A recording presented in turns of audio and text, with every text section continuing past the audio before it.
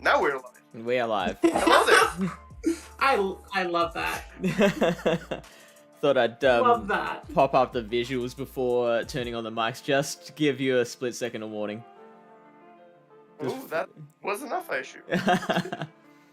I mean, I see us on screen, so. Yep, it's all working. So, hey, this is Gymbreakers, the most prestigious team-based competition in the world, which is what I'm used to saying, but now that Silk Factions is a thing and it's taken off really well, I think they might have something to say about that. We're going to go with it for now. This is still most prestigious team-based competition in the world. Country representing country, mate against mate. This is a format where the top 8 battlers in each country play for their country against all the other countries to see which country is the best country of all the countries. I am Hawkeye117, and to my left we've got final boss AJ. Hi AJ. Hawkeye, how you doing? Good, thank you. Below me we've got no fun paint. Oh yes. I was about to say you look good. You doing something different with your facial hair or what? Yeah. I decided to be a little more Australian today. Yeah, the Brits have taken over Australia again. Yeah, like they've had it too good for too long. We've let you off your leash a little bit too much. I think it's time to rein you back in again. Just reel you in. So yeah, they're taking over again. Below me we've got No Fun Pain Done. G'day, mate. Hello. Pleasure. Thanks for having me on board.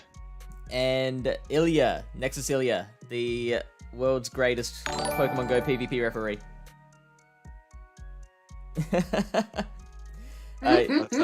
Let's not pump that ego a little too hard. Let's calm down a little bit here. His Is it camera's only so possible big to the head pump can't fit. Nah, more pumping. We need more pumping. It's Oh, what the alright, dog alright. go for. Don't worry, Pain. I have a lot of space for ego here. Nothing else in there. That's good. That's good. Just what we like to see. So the way this works is there's 8 battlers per country, per team, and they each face off against each other in pairs. They face off in a best of 3.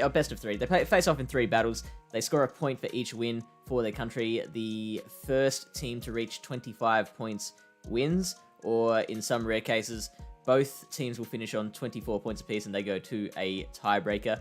We'll see if that happens today between our competing countries of Peru and Canada. Now, I don't know if any of these casters know too much about the country of Canada that is competing today. I don't know any of these lads. I mean, doesn't ring a bell. Where's Canada? Is that somewhere near Norway or what? Yeah, I hear Canada is part of it just recently exited the European Union. Sounds about right. No, I believe I once I saw Canada make its path towards the playoffs, I believe I reached out to Fish and was like, if you don't get me on for Canada, I mean, what am I even doing? Yeah, This is the first time I've actually had someone come to me and say, "Oh, I'm coming on Gymbreakers, right?" And I'm like, yeah, let's do it. Yeah, Hawkeye look, just decided to turn Australian. So now we have an Australian boss. Yes. Hawkeye has, to explain, Hawkeye has succumbed to food poisoning, so I've had to jump in last second. It is currently 4:45 in the morning for me, so I don't know how with it I'm gonna be. It's all right. You got us here. We'll keep you up. Carry us. Claps for the hero. So, the matchups. These are the competitors for each country and who they're going against from the opposing country. I know that you guys are all across the Canadian battlers. Are any of these Peruvian names standing out to you? I mean, especially Scumbrora, essentially everybody knows who knows any Peruvian battlers. He's like one of the best battlers in the world from Season 2, and one, if I recall correctly, was a regular at the 8-round monthly tournaments, if I recall correctly as well, and was ranked fairly high up in those. Then, other than that, a good couple of other people who are less known to the global community, but in the Gymbreakers community are also quite seen quite often. Yeah, absolutely. And we've also got the bracket that tells the story of how each battler got here, and I couldn't fit it into the same space as the matchup, so it's covering our faces at the moment. But Ilya, do you have any comments on how each country has gotten here at the moment? Yeah, we do see Peru having that tiebreaker against Sweden, winning that out with a 3-1. Then against Brazil, once again, a very close matchup to their eastern neighbors, winning 25-23. While Canada had a fairly dominant matchup against Madrid, and then even more dominant matchup, arguably, against the main team of Spain, which is one of the top-tier countries in the competition, I'd say. So quite commendable. Yeah. Go 26-10 against them. Spain is normally in a semi-final. Like, most of the semi-finals we've done here on Pallet Town have involved Spain in some form. So, yeah, to be beaten that comfortably was quite a shock. I can say that I do know Polishaw wasn't playing for Spain in that matchup, so that might have had something to do with it, but yeah, and I would be remiss because I know at some point Kevin Solidaris is going to come in this chat and be like, hey guys, did you know I went 12-0 against Spain in Gymbreakers this month? So I'm just going to get that out of the way now before Kevin comes in here and starts hitting that in the chat with it. Sounds good. He won't have heard it, and we'll just repeat it. I'm sure he'll, yeah. Knows when I'm at. It is something. I mean, I would too if I were him. I'd be like, hey guys. I'd be telling people in the street, like people who don't even know what Pokemon Go is. I mean, he's riding high. A lot of these names, if you did watch the Vancouver Regionals coverage on the weekend, you remember some of these names. Kevin was a top 8 finalist there. FreakyBot was a top 8 there. Mr. Babushka, Dragon Silk were both big factors in the tournament. So a lot of these Canadian battlers are battle tested and were, keeping their eyes towards Vancouver for this. So they were on point going into this because they had to be for that tournament. And Mr. Know-It-All is giving us some really interesting information. Did you know that Kevin Solidaris went 12-0 against Spain this month? Did he? Thank you. That is quite incredible. All right, so one more thing. This stream is brought to you by Pokemon Go Raiders. We will have more information on the wonderful organization that they are later on in the stream. But for now, we're gonna kick over to our first. Oh yeah, he swept Spain 12-0, Mr. Babushka. We're gonna kick off to our first battle. Team B and Team A, 6-0 each. Yeah, that's amazing. Let's go. This is going to be AJ and myself, Hawkeye right here, British Hawkeye. Taking on the first battles. We'll see Ilya and Payne in set number 4. All right, I'm not going to attempt to do the British accent just to make up for it, but since you Aussified our Brit, but yeah, I'm ready to get right into it. Scrappin' Pete's another guy who we saw in Vancouver, although we saw him losing to eventual champion Cindy, because heck yeah. Because everyone did. So Scrappin' Pete's going to draw a leadoff spot here against Pennywise X29, and one of the things I did like about this meta, Fish, especially after, Obsidian was essentially just bring these 4 Mons, and you better have them, otherwise you're in trouble. Yeah. And then Nemesis was opened up a little bit, and I think people thought that Firefly was going to be similar to Obsidian, but we have seen a lot of variance in the teams, and we do kind of see that here, with Pennywise bringing Fortress, who hasn't seen a lot of play. Alolan Raichu's seen a bit, but that Oranguru that is coming from the Peruvian side is a very interesting late addition to the meta with the Confusion and the Dark Psychic coverage on his fast moves.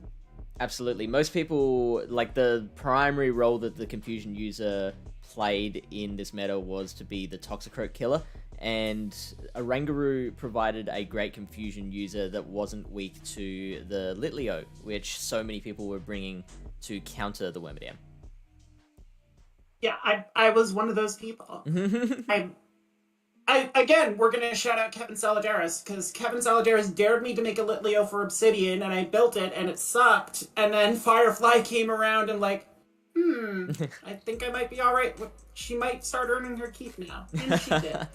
And also, I just want to point out that Alolan Raichu and Kanto Raichu both were amazing safe swaps for this meta. Like, it's a pretty glassy meta. Like, Wormadam and Forretress were absolutely two of the bulkier picks, and just the power of, like, if you could build up to 2 Wild Chargers and fire back to back, you just put so much pressure on your opponent, and there were no hard counters to either of them.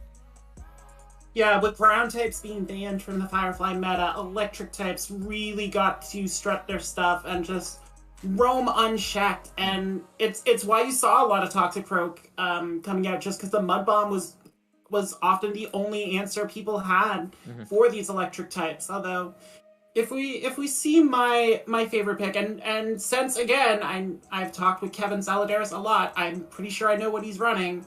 We'll see that other option a little later. All right, should we get into some battles? Let's get some battles going. Let's see this. All right, so first up we have the Vigoroth into the Alolan Graveler, and Pennywise is having none of that, getting straight out of that into that safe swap that we talked about, the Alolan Raichu.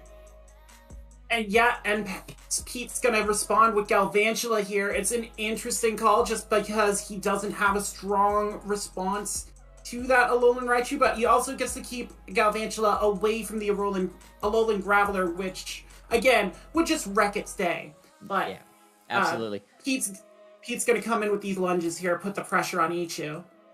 Yeah, and the Alolan Raichu does not shield, so Pennywise letting that go down and bringing out the Graveler, which can tank a lunge pretty comfortably. Scrap and Pete getting the denial so far, which is it makes a huge difference with those Volt Switches providing so much energy. You know, if you sneak one of those through, that can absolutely flip a battle more than many other moves can. Oh, like Especially, that's a huge sneak. And those 4-turn sneaks, we've seen so many 4-turn moves in this meta with the Volt Switch and the confusion being a big part of it. Getting a sneak like that is huge, but Pete's going to let Galvantula go. He's got double counter in the back, so this Graveler's going to have a hard time. And we got the Heracross mirror, male on female here. Pete getting the early lead with that Heracross coming in and able to fire this Rock Blast off first, Fish. Yeah, so the shield difference here will actually make quite a bit of difference in the end game. That Vigoroth is going to be fairly comfortable against the Alolan Graveler, does not want to take a Stone Edge at all, but if the Graveler doesn't have any shields left, then the Bulldozer is going to come in and just completely finish it off. Luckily for Pennywise, they know that the Vigoroth is there. It's not a secret anymore, so they will be prepared for that and will probably want to keep that shield, but no, they are sticking with it. They are keeping that Heracross in. Yeah, go on.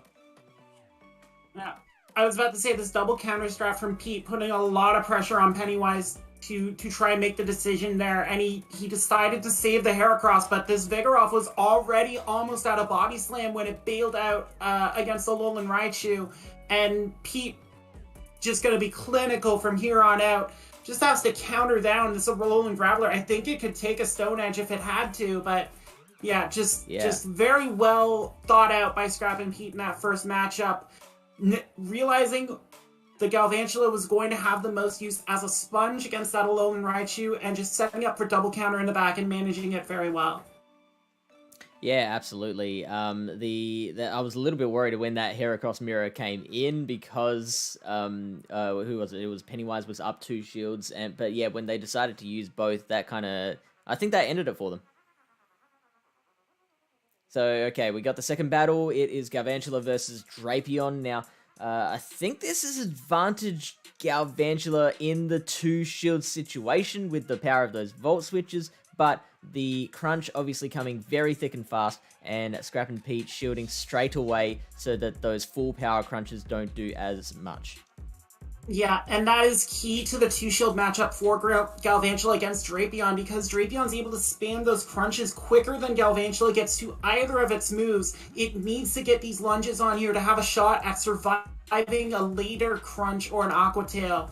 So we see Pete happy to play this out. He's gonna let this one go now that he has the first lunge on there. and Crunch does still do a chunk, but debuffed, it gives Pete a little bit more wiggle room to build up some energy and threaten this Drapion with a lunge and force Pennywise to make the decision if he really wants to win lead here. We see Scrap and Pete's got the double counter strategy in the back. This is, I think, a Pete, bit of a Pete risky doesn't really care.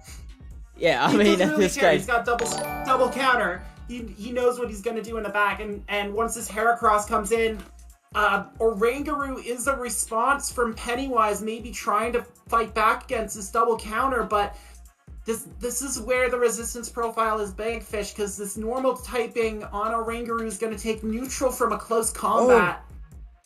And almost decks it. Wow, okay, so that confusion on the double defense debuffed Heracross not taking it out either, which I was surprised by. It was on low health already, and the Heracross is going to come back in. The last shield is used, and now it's only going to take one body slam plus some counters to take care of this thing, and we've got the discharge there on the Galvantula. So that is no worries at all. I was a little worried at the start, to be honest, for Scrap and Pete, because using that Galvantula so early in the battle, I thought if Pennywise had the Alolan Raichu in the back, then Galvantula was the best thing that Pete had against the Raichu. So to use it up so early, I thought that might come back to bite him, but apparently not. Yeah, well, and if you look at Pete's team, there's like you said at the start, Fetch, there's not a strong answer to Alolan Raichu here. So, if Pennywise isn't going to bring it, that opens it up so much easier for Pete. He can afford to use his Galvantula to do some damage to a Drapion to eliminate that threat. And we see Pennywise coming back with Fortress this time in round 3. Pete organized the lineup a little bit to get Heracross in the lead, and now gets to put Vigoroth on Oranguru, and this is a much safer matchup for the counter user. Yeah, you see the Vigoroth is just going to take those confusions like a champ, throw back some body slams as well. You see the first body slam takes it into the yellow, so now potentially the Vigoroth could... no, it doesn't shield. I was going to say potentially you could shield and then kind of throw a bunch more counters to build up some energy for the next matchup, but no, happy to let it go into the red here. Still doing the farming and throwing a body slam to KO, but it is now only one counter away from another body slam. Yeah, very smart farming by Scrap and Pete there, knowing that foul play from Oranguru doesn't do as much as you'd like to do. It is non-stab, so you can tank a foul play pretty comfortably. It's when they start ramping up to that psychic that you do worry. And like you said, this means he gets to throw this body slam at the Heracross, weaken it a little bit for a potential mirror matchup, or if he wants to bring Galvantula into this, which he does have the option now that he kept it in the backline, as you suggested. Yeah, and Heracross is a pretty good matchup against the Fortress that we know is in the back, so I think Galvantula is the natural choice here. It just has to shield Rock Blast, and I think it's all over for Pennywise. Yeah, an easy call for Pete here. He knows the Rock Blast is the only recourse for this Heracross. We see the Fortress come back in, and with the alignment the way it is, Fish, I it's not looking good, is it? This is a tough start for Peru. I'm trying to be neutral, but just watching Pete go at it here, just pick apart this team, and you can see Pennywise just trying to do whatever they could to break up that double counter Galv lineup that Pete decided on. But with Graveler the strongest threat to Galvantula and not being able to really use it with the Heracross and Vigoroth pressure, we're seeing why a lot of people opted for Wormadam instead of Oranguru as their confusion user, because it doesn't go down as quickly to that counter body slam pressure that Vigoroth was able to offer. Yeah, we see the final stand from Pennywise's Heracross, and then giving up right at the end there. Scrap and Pete taking out that first matchup 3-0. AJ. Yeah, love it. I'm not even gonna lie. I'm not gonna hide my bias. No offense, Peru. I mean, I respect y'all. We have the same colors, but come on, Canada. I think this is the first time. I think this is the first time I've been on a Canadian semifinal broadcast since like the first time I did a Gymbreakers stream. So I'm excited to be able to talk about Canada and just be like, yeah, it's all Canada all the time. That was with us, wasn't it? Pallet Town? I think so. I think it was you guys who had me on. Yeah. I think it was back in Brawler. It was Yeah, my 'cause first one. So I remember having that conversation of like, I think you were like, I'm gonna be kind of biased, and I'm like, please bring it. Like, we appreciate the bias here. You created this monster, Fish. And now you're on every Gymbreaker stream that's ever been made. I'm a popular choice. Yeah, you and are. For that, I thank the community. You're very well. It means a lot. It means a lot having the support. Okay, so we've got Scrap and Pete bringing Canada to an early 3-0 lead. It is first to 25 points wins for their country, advances to the final against USA.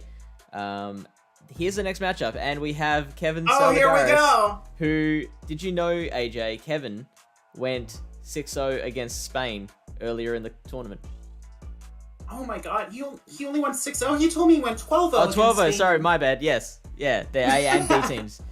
It was mentioned like 16 times before this battle started, and I still forgot. It's alright. We won't let you forget. But you know how I talked about people looking for ground damage to deal with Toxicroak, with Drapion, with the electric types? Mm-hmm. Kevin's got it, and he's got my preferred choice in this meta, in that Shadow Beedrill.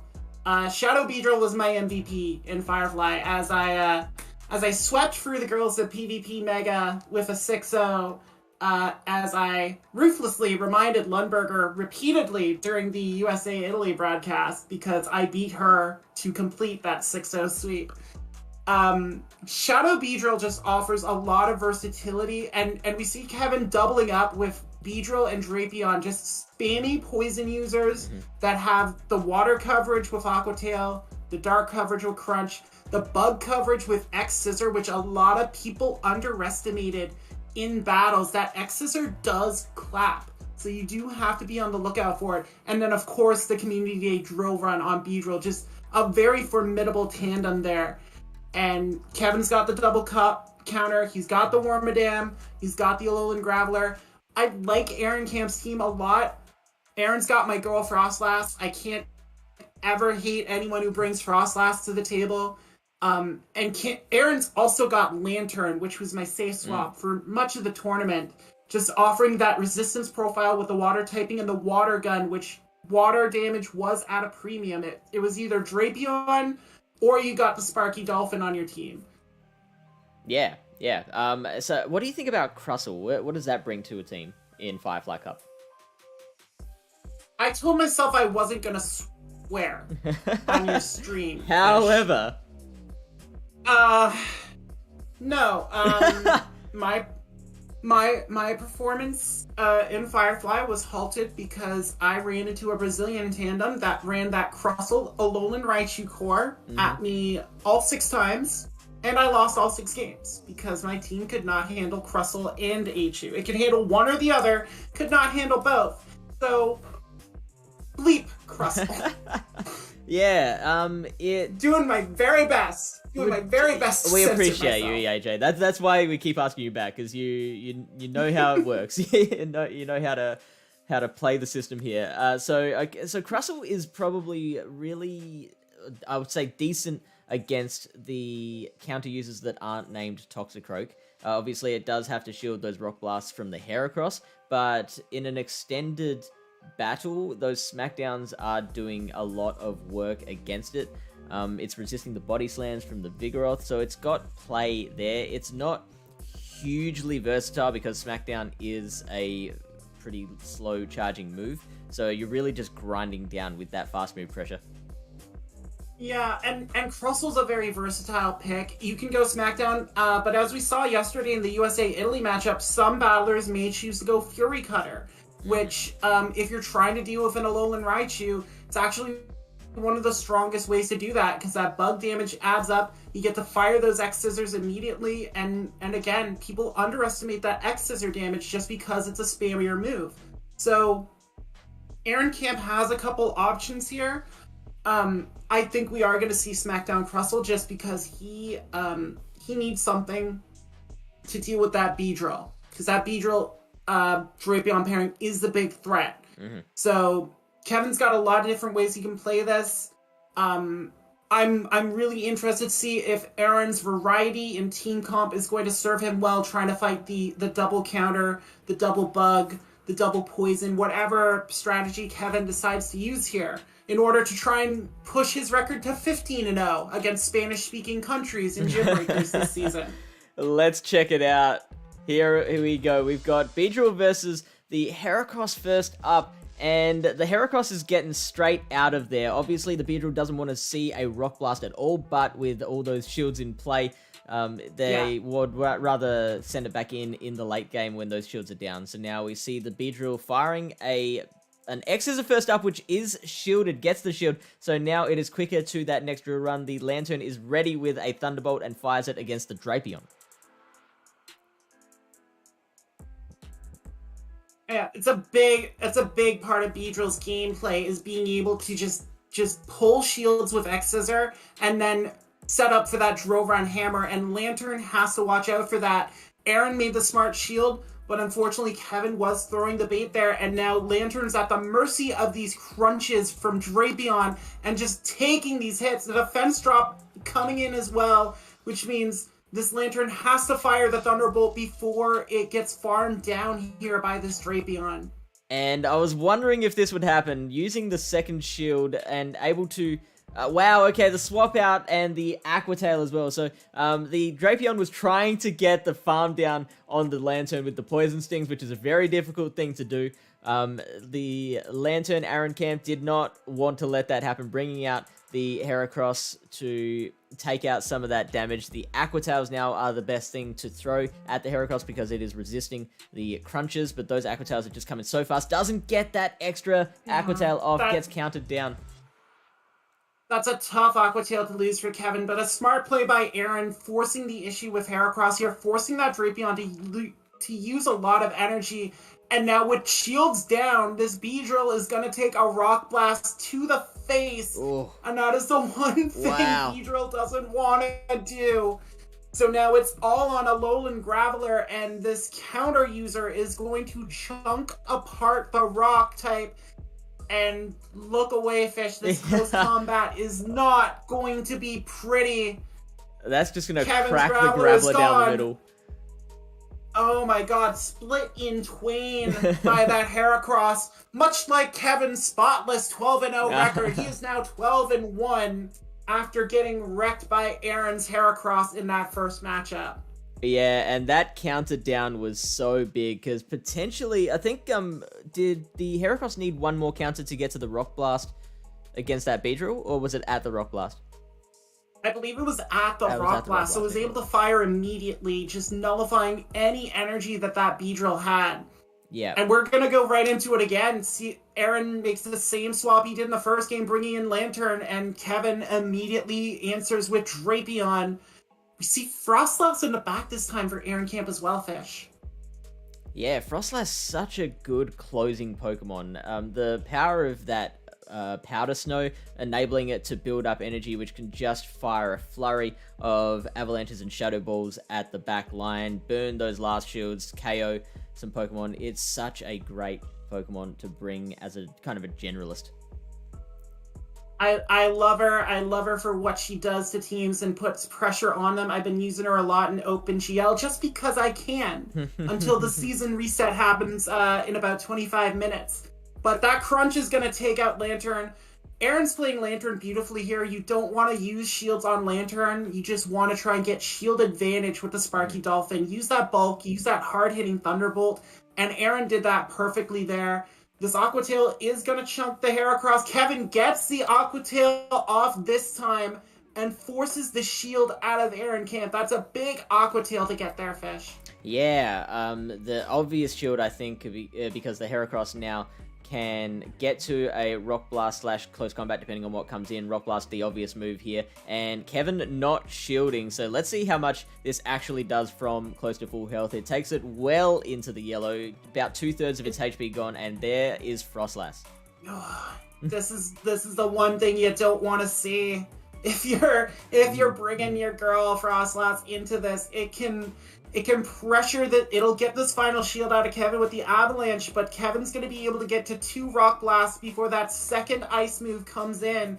And it's a matter of timing and throwing it right now just before the Frostlass got to the Avalanche, preventing a CMB tie. Big timing call by Kevin Saladaris there.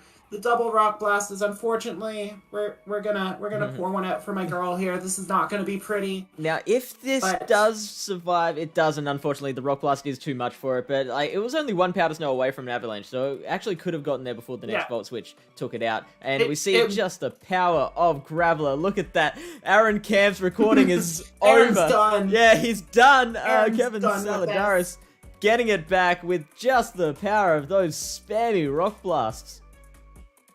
Yeah, big 1-1. And Kevin said in chat he was feeling pretty tilted after getting denied that Aqua Tail in the first game.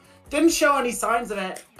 Just coming back, smart play, big no shield on the Beedrill on the Rock Blast. Just saving that for the Graveler, not knowing what was going to be in the back. Just a smart decision that set up an easy end game for that Alolan Graveler. Final battle of the set is Beedrill versus the Lantern. Lantern with the Water Gun. You often see Water Gun coming out in more Sylph metas because Spark is generally preferred in your open leagues, your GBL type situations, if you ever see a Lantern in GBL. We see the bait coming through and falling for it again, so we get the shield once again, and this time staying in on the matchup. Yep. Yeah, that's a huge shield. Again, Lantern works best in 0 shield games. Once you start getting shields involved, Lantern just can't keep up with a lot of opponents on Water Gun. That is why you see Spark in the open self meta there, Fish. But with the Water Gun being so valuable in this meta, it has to go on it, and Kevin's just able to throw X Scissors at will here and eventually take out Lantern.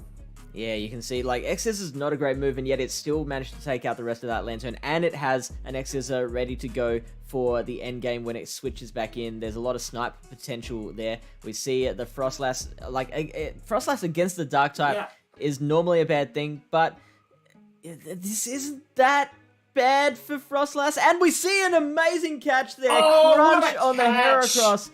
Oh my word, that is so beautiful. I was looking for that. Once Kevin swapped in Drapion and Aaron had Frostlass in him, he has to try and catch a crunch here, and he manages to pull it off, even getting the Avalanche off before. Amazing patience from Aaron Camp there.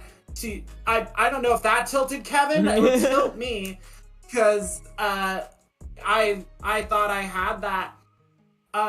But yeah, shields down. This Heracross is able to eliminate the Drapion here with a Rock Blast. Aaron still has a shield. Kevin has a low Beedrill, which gets the Poison Jab in on Heracross. And Kevin's going to try and bait again here. Ooh, this is a big one. I don't know if Kevin will be able to get to, and especially since that shield does not come up as well. Aaron says, fool me twice, shame on you. Fool me 3 times, you can't get fooled again. 3 or more times. And 4 times, still not gonna work. Frostlass does not care. Kevin reveals the Vigoroth in the back, but this Frostlass is up to 2 Avalanches and is going to be able to take out Vigoroth here with that ice power. Look at how much that does. I hate to go against my country, but Aaron is coming after my heart. Look at this girl go. Look at this girl go. Yeah, Frostlass She cares not. The Ice Maiden. And 1 more Powder Snow takes out the remaining health from Beedrill as well. And Aaron Camp scores 1 back for Peru, bringing it to 2-4. Yeah. Again, Kevin is in chat along with us, and he said once he baited, he found the lose con, and Aaron was just able to tank that with ease. A big 2-1 for Aaron Camp against the previously undefeated in Firefly playoff competition, Kevin Saladaris. Yeah, okay, Right. So Kevin off to lick his wounds. He will be back in a later battle. For now, though, we have another battle coming up. Let me just set this up. This is Mr. Know-It-All versus Escom Brewer. Escom Brewer, we identified earlier as being an early legend of Silph Arena, being a Season 1 Continental Champion before there was even a World Champ. And Mr. Know-It-All, he is one of the better-known battlers from Canada as well. I've seen him play. I've played against him myself. He swept me. He broke one of my... Like, I was going for a sweep in that particular tournament. The one time that Mr. Know-It-All and I have met in combat, I was going for the sweep and he broke it. So I wouldn't have been surprised if our footage for this was conveniently lost. Ah, man. Come on, Vince. I know you're better than that. You're not. You gotta give the people what they want. They want to see Mr. Know-It-All go at it, especially with this lineup. Again, we're seeing such unique lineups here in Firefly. Mr. Know-It-All bringing double counter, but going Toxie and Obstagoon, getting that resistance profile against the Wormadam Trash. And then his electrics are Galvantula and Alolan Golem, which I experimented with Golem a little bit. Golem offers you that wild charge, that hard-hitting nuke that Alolan Graveler doesn't, which, I mean, depending on your playstyle, you can work with. And then he's got the Golbat as well. Just a really spicy team here for Mr. Know-It-All. Yeah, and that Golbat is an amazing counter. It beats all the counter users quite comfortably. The Vigoroth, the Obstagoon, the Toxicroak, the Heracross. Vigoroth is probably the least worrisome out of those, but Escom Brewer, as you can see, doesn't have the Vigoroth. Escom Brewer is running the Heracross and Toxicroak. So Golbat, like, an amazing counter to Toxicroak. It does, like some other Pokemon we've seen in past battles, it does have to worry a little bit about Rock Blast from Heracross, but it doesn't one-shot. It can tank one Rock Blast, so, and then just fire back double super effective wing attacks as well. So a lot of play there that Golbat can do very well if it doesn't get locked in against an electric type. And a great lesson in team building here as well, with Mr. Know-It-All bringing the Obstagoon, which is so vulnerable to Vigoroth and to Toxicroak, which we've seen a lot of in Firefly meta. Mr. Know-It-All deciding, I'm not only going to bring the Toxicroak to wall those off, I'm going to bring the hardest wall I can think of to both those Mons in Golbat, and just completely take that easy option away from Escom Brewer. And we'll have to see how the Peruvian comes back. He's been hyped up. I'm ready to see him. I'm ready to see this match, Fish. Let's do it.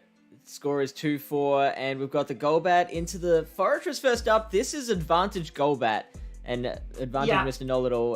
The Galvantula comes straight in, and Mr. Know-It-All not panicking, even though this is a very easy win for the Galvantula. Throwing a Poison Fang first before, I presume, dipping. Yeah, getting that already low defense on the Galvantula lowered even further, so these confusions absolutely rip away at that electric spider. He can take the discharge on Wormadam Trash, no problem. Best buddy, Wormadam Trash, by the way. Got that sticker on there, that little bit of show off there. Yeah, very nice. And that sneak in as well of the extra confusion just meant that it took one less Volt Switch damage as well. Now, the fact that Fortress is coming in, that kind of negates any sort of energy lead that the Wormadam might have, because you can see how little the Bug Buzz did. The Fortress is now going to take this Wormadam out before it can get to another Bug Buzz and make the damage a little bit worse. It's a Sand Tomb, so to keep that in mind, the Fortress is running Sand Tomb. Yeah, and that's a very interesting call from Escom Brewer. We've seen Mudshot or Mirror Shot Earthquake be the popular moveset on Fortress, but with Sand Tomb on there, now that puts the question of Mr. Know-It-All of mine, does this thing have Rock Tomb to be able to threaten a fight? Oh, there it is! It does have it's Rock a double Tomb! tomb Fortress! And Double great call. Tomb! Great call from Mr. Know-It-All as well. Trying to put that Fortress, or trying to put that Golbat in the coffin, but failing. We saw the swap there. The Shadow Ball registers on the Wormadam Trash, and now Galvantula comes in against Escom Brewer's own Wormadam. and Galvantula just content to chip away here and try and take out this Trash Madam. The Trash Madam does have the 2 shields to play with, which is going to be very, very handy. You can see how much damage those Volt Switches are doing, though. Mr. Know-It-All now going for the lunge, presuming that Escombrewer will throw up the shield, which they do. And now these confusions are going to be doing even less. Do we see the shield on the Galvantula, or is it going to take... I think you have to. Yeah, there it is. You cannot afford to have Golbat face this Wormadam Trash. Right, exactly. We see a bit of a pause, which hopefully is mutual, so we don't have to worry about any sort of rematches or lags or anything. We do get a little bit of damage on the Galvantula. That was third shielded. Yeah. We'll see if that makes a difference, because presumably, if we're still seeing this battle, that means that no dispute was filed because of maybe an insta-win or something like that. We'll see the Golbat come back out. Here comes Forretress. I mean, look, Forretress is probably not going to get to a move here. The Rock Tomb doesn't come, and the Shadow Ball coming out on the Wormadam. Yeah, Bug Bite just not able to do it there, and I think there was course for no rematch there. We saw Mr. Know-It-All not use the shield on a second Iron Head there. Just kind of taking it out, kind of solidifying the fact that, yeah, if you put Fortress in here and weren't able to get to a Rock Tomb, there was no win con there with how healthy that Golbat was. So that makes a lot of sense. Good work by the Gymbreakers referees. I'll pump Ilia's tires while he's off stream. And yeah, Mr. Know-It-All is in chat saying that he showed him he meant to use the shield anyway, wouldn't have changed the result. So, easy point for Canada there to take a 5-2 lead. Oh, that is a start for Mr. Know-It-All. Hello! Okay, now, this is a good safe swap for Escombrewer here, because Mr. Know-It-All doesn't really have any hard answers to the Galvantula, so throwing a Mud Bomb first up, and the backline isn't particularly good against the Golem, so must switch out now. You see this, the Volt Switch coming through, so can tank a lunge and then probably farm down from there? Yeah, very easily, and you know, I'm sure Mr. Know-It-All can tell Andrea after just how bad that opening matchup was, but gets the shield here, big shield drawn by Escombrewer, getting that discharge off and forcing Mr. Know-It-All to protect that alignment there. Interesting that it was a discharge and not another lunge. Do you know why that would be? Was it just a misclick, or is there a reason to throw a discharge over lunge? I don't think so. I think it's just you're going for whatever move you can get at that point. Alright, so we see... Yep. Yeah, we see the gold. This is a rollout Golem. Oh, snap. It's not on Volt Switch. Yeah, these matches took place after Com Day, so rollout is in the game. We see I mean, it's such a low damage move that even being super effective against the Galvantula, it could still take a few. Fish, that means that Golem now has so much energy, which we can talk about because this Wormadam Trash Mirror is going to take about 5 minutes to do. So, yeah, didn't see a lot of rollout after that community day, but Escombrewer decided to bring in the surprise factor there. Yeah, and obviously we've talked about what Pokemon can do in this particular meta more than any other with an energy lead, you know, Wild Charges going back-to-back in the end game. It sounds like that's exactly what Mr. Know-It-All's plan is here. Oh, sorry, no, Escombrewer's plan is here, just to end the game with all those Wild Charges. We see no shield to be used here. The Bug Buzz taking it almost out, gets off its own Bug Buzz, and this also shouldn't take it out. No, these Trash Madams are tanky. They will keep going here. We see the swap out to get the Golem in, try and get this extra bit of energy before the Toxicroak returns. And it's a matter of, I don't know the rollout counts, Fish, so I'm not sure if this Golem has 2 moves, but if there's a bait Rock Blast first. So it is 14 energy per rollout. Oh, Stone Edge. Whoa, hello. Stone Edge. Dude doesn't have Wild Charge. Oh, no. Oh, no. It's Rock Blast Stone Edge. It's all rock. What just happened? AJ! What? That should have been over. Oh, it was over. Wow. And then it wasn't over. It was unovered. I am so baffled, Fish. I'm so baffled. Like that's the whole reason you have a Lowland Golem is that wild charge access. I mean, yeah, I got rollout and CD, but you put it on these teams to have wild charge nukes. I don't understand that moveset. That is a break for Mr. Know-It-All. I'll say it. That match should have been Peru's, but Mr. Know-It-All, I hope you're ashamed of yourself. Escom Brewer, I hope you're ashamed of yourself. Let's all just throw shame on these two. Turn the D&D up. Someone's out. Okay, so we do have another battle in this set. I almost forgot about that. We do have... Oh, hello. AJ's gone, so it looks like I'm on my own here. And normally I'd be behind the scenes kind of working out what's going on. But okay, she's back. What happened there?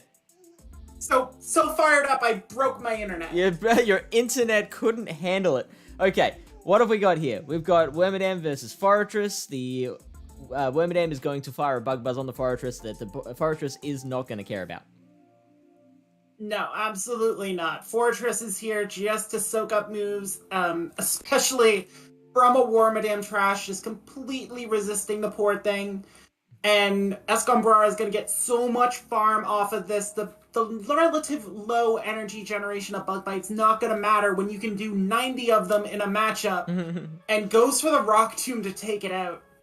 Yeah, just really making sure that Wormadam does not get up again. Now Golbat comes back in. We get the Wormadam switch in, and now Galvantula.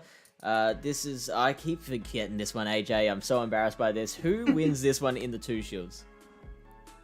In the 2 shields, it's going to be Galvantula, just being able to get those lunges on, get those confusion debuffs, so it doesn't take as much fast move damage. And these start adding up very quickly. The Volt switches... being able to slip by a lot of Wormadam Trash's defenses, they start adding up quickly as well. And we see more lovely lag. But the shield register is here. Escombrara did shield that first lunge, and big Volt Switch snuck in there by Mr. Know-It-All. Yeah, Volt Switches being snuck in makes such a huge difference on these Volt Switch users. We see Mr. Know-It-All now going for the lunge, hoping to get that shield. Maybe not even caring. We'll see what happens. Yeah. We do get the shield up. Gets the shield. It's all about the debuffs at this point, Fish. You need to mitigate that confusion damage, and lunge is the best way to do it. And we see the simultaneous swap. Very nice. They both saw it coming. Yeah, they both saw that coming a long way away, and we see the Golbat into the Fortress. And again, this is just such a preferable situation for Mr. Know-It-All. Mr. Know-It-All can get to that Poison Fang, which isn't going to KO. It doesn't really matter because the Galvantula has the discharge there anyway. And you see no shield there on Escom Brewer's side. And lunge to finish it off. Just hammering away at it. Mr. Know-It-All knew exactly what he was doing in the end game there to take the big 3-0 sweep off of Escombrara. I mean, I want to say he didn't deserve it, but again, you bring an all rock Alolan Golem into this sucker. I mean, that's a point you're giving away. Yeah, take that, former Continental Champion Escombrara.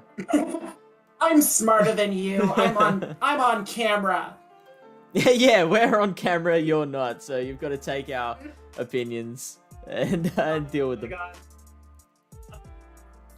Alright, so... We're pumping our own egos up so much, I don't know if the screen's gonna handle it when Ilya comes on.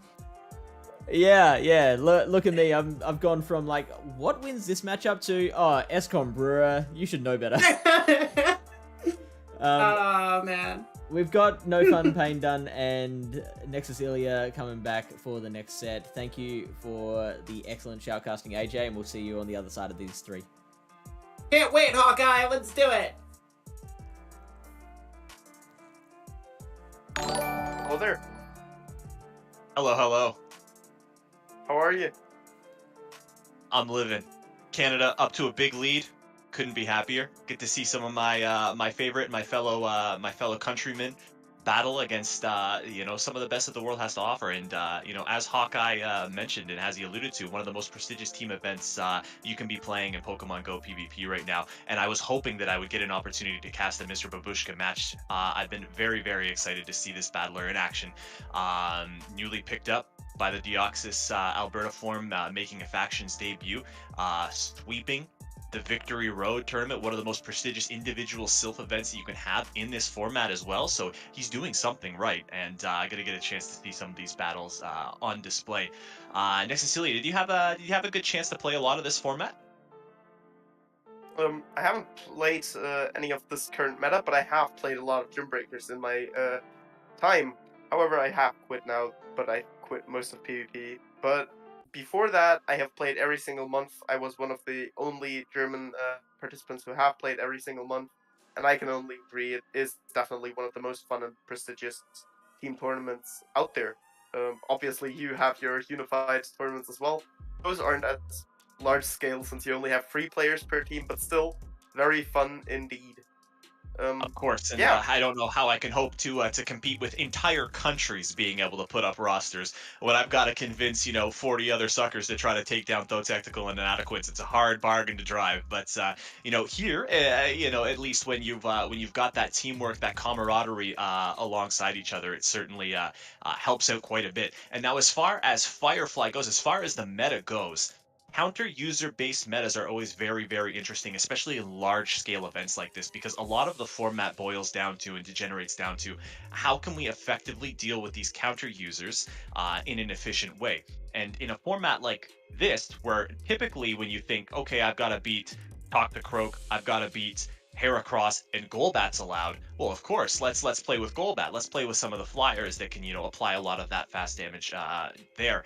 But electric type Pokemon, as mentioned earlier on when we were discussing sort of the format as a whole, when AJ and Hawkeye were on board there, it is not uncommon to see 2, 3, maybe even 4 electric type users on a team.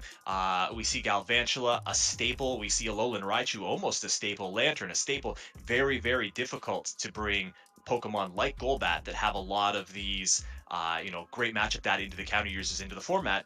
So again, it comes down to, I've got 2 counter users, let's line them up right, and let's sort of punch our way through these opposing Pokemon. A lot of people have varying degrees of how much they like Vigoroth metas. Whether you like it or whether you hate it, you better have one built if you're looking to play Firefly. Yeah, funny you should mention Golbat as the fighting type counter, especially with Wormadam being the perfect core breaker for both fighting types as well as Golbat. Having that super effective confusion against both of them, except for Vigoroth, of course. Vigoroth always being that neutral ground of fighting type, or pseudo fighting type with that body spam, absolutely nasty neutral, or even resist damage. And not only do we have electric types to counter those flyers and Wormadam potentially, we also have some rock types as Alolan Golem, Alolan Graveler that we have seen earlier, and Crustle, which is a bit more rare from what I've seen, but with the X-Scissors also quite good, especially being able to counter those Alolan Raichus. 100%. Crustle also one of those Pokemon that people just tend to love. The high tier Silph battlers, the high tier GBL grinders, whenever they have an opportunity to play this Pokemon, it's always there.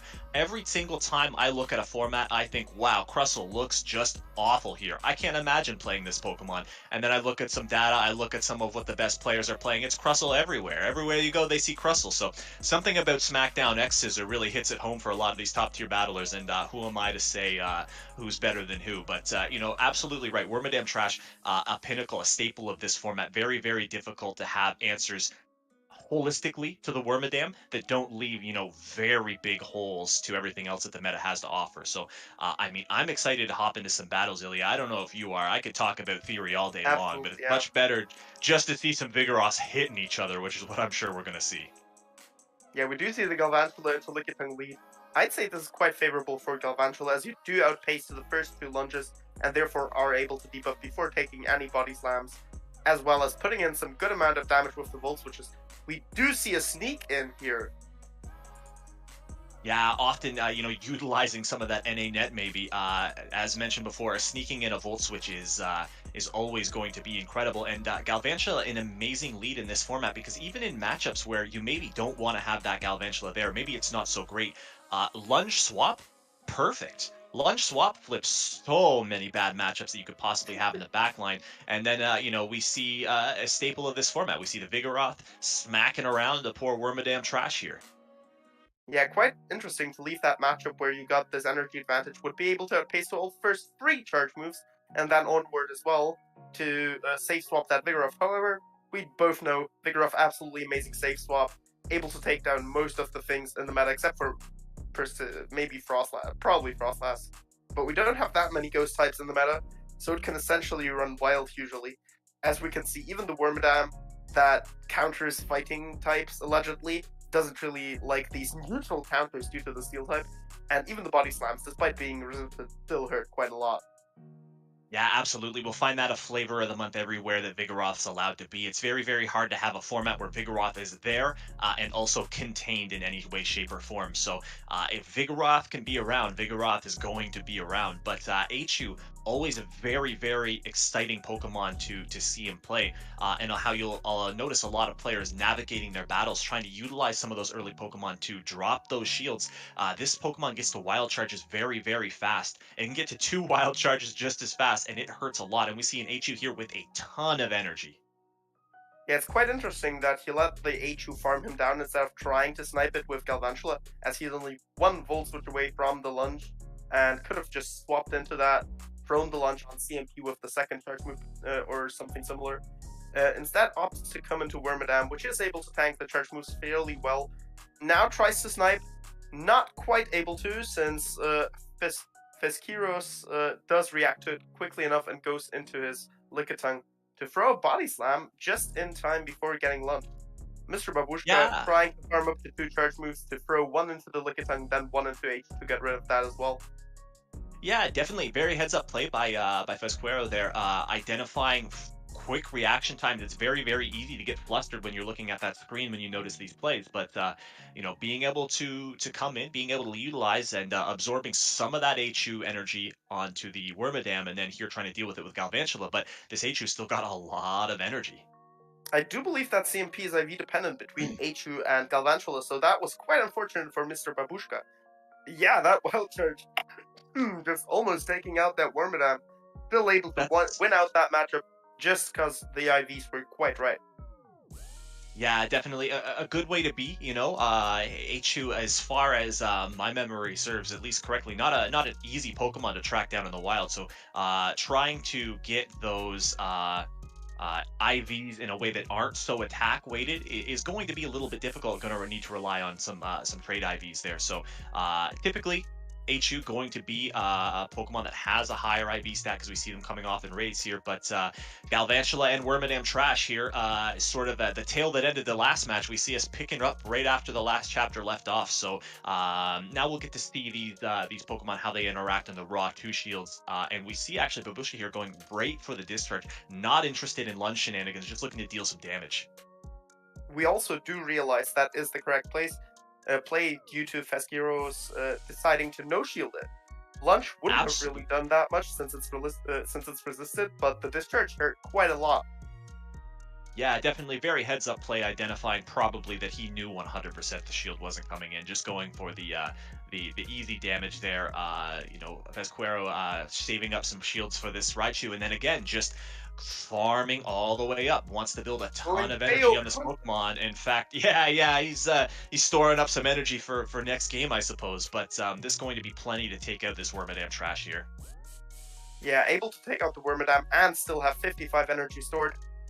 Not more, since 100 is the cap and Wild Charge costs 45 energy. Does go into the Vigoroth, which is quite curious in my opinion. He could have technically kept it in the back and then swept with it later, instead deciding to shield it here and going even on the shields. Farming down the HU though, if he shields this, we'll have very healthy Vigoroth. With the no shield, we'll go down to roughly 50% and still be able to go with a good amount of energy here. Yeah, 100%. Mr. Babushka there, knows his numbers, knows his counts, knows that it's just the Thunder Punch that's coming in from that HU. Doesn't need to invest a second shield there. Coming into the Vigoroth, hopefully to build up a bunch of energy, but not being able to take out that Wormadam Trash here is going to suck. Yeah, as we love to say, IVs don't matter until they do. The Wormadam Trash just barely hanging on to its dear life to be able to hit that Iron Hat into the Vigoroth, which goes unshielded, almost taking it out. Now being able to lick it down later after taking out the Galv. We do have some mutual speed up lag. However, with the HP Galvantula has and the HP Lickitung has, it's quite safe to say the Lickitung will just be able to finish this matchup off easily. Yeah, definitely a very, very, bulky Pokemon. We like to call Lickitung the meathead of Open Great League here. Just takes everything. You don't need shields. You don't need anything. Tap the screen, tap the body slam. No thinking necessary. Lickitung will get the job done. Vigoroth there. Lickitung will get the chug done. Great catch though, actually. It's for what it's worth. Still, the nail, so to speak, certainly has been cast here, but a very, very good catch. Tossing the lunge out, very, very good timing as well, just before that Galvantula was going to get the last bit of energy it needed for the next charge move. And I know Vigoroth is a very, very powerful Pokemon, but I don't think it's this powerful. Yeah, having the shields left still can just shield the body slam and lick down with those double resisted fast moves. Also quite worth mentioning, he did reset the debuff from the lunge with that catch, making the attack stat reset to normal. That is very good. That's actually a very, very heads-up play, and a good thing worth mentioning as well. Anytime that you can utilize a catch to catch a move and also clear a debuff, that's what we call having your cake and eating it too. So being able to win while you're winning is not anything to complain about, that's for sure. And sealing up another big dub, trying to hemorrhage some of this bleeding for the Peru team. Third thing I would like to say before we start into the last matchup, it is this time of the season. Do put on your star pieces to collect your end of season rewards, guys. It is quite a lot of Stardust, especially if you reached rank 20, unlike Legend normally. I'm not quite sure how much it gave, but it's probably good enough to put a star piece in. Yeah, huge shoutouts to the rank 20 battlers in chat, working hard this off season, grinding that GBL, and then we going into the third game here, we do see the lead swapped up actually. This Alolan Raichu in the lead with Heracross and Lickitung in the back, so a little bit of a different approach here by Vesqueros. Very, very interesting, considering the playstyles so far have been very much so farm up, farm up, farm up, farm up on this Alolan Raichu after maybe one shield is down, but. Wild Charge gonna hit the Wormadam Trash. We've seen a lot of Wild Charges hit Wormadam Trash in this matchup, and it never stops hurting. That's a very, very tanky Pokemon that you want to have that HP stockpiled on because you don't want to be investing shields into it. Being able to eat up like 70% of that HP pool with a single charge move is great. Yeah, just barely able to reach that last Wild Charge. Absolutely game-changing.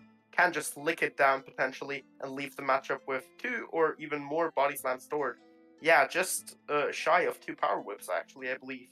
So almost at 100 energy right now, will be able to just pump out body slams, taking a shield, and no matter what Pokemon Mr. Babushka will come in with, or take out the respective Pokemon.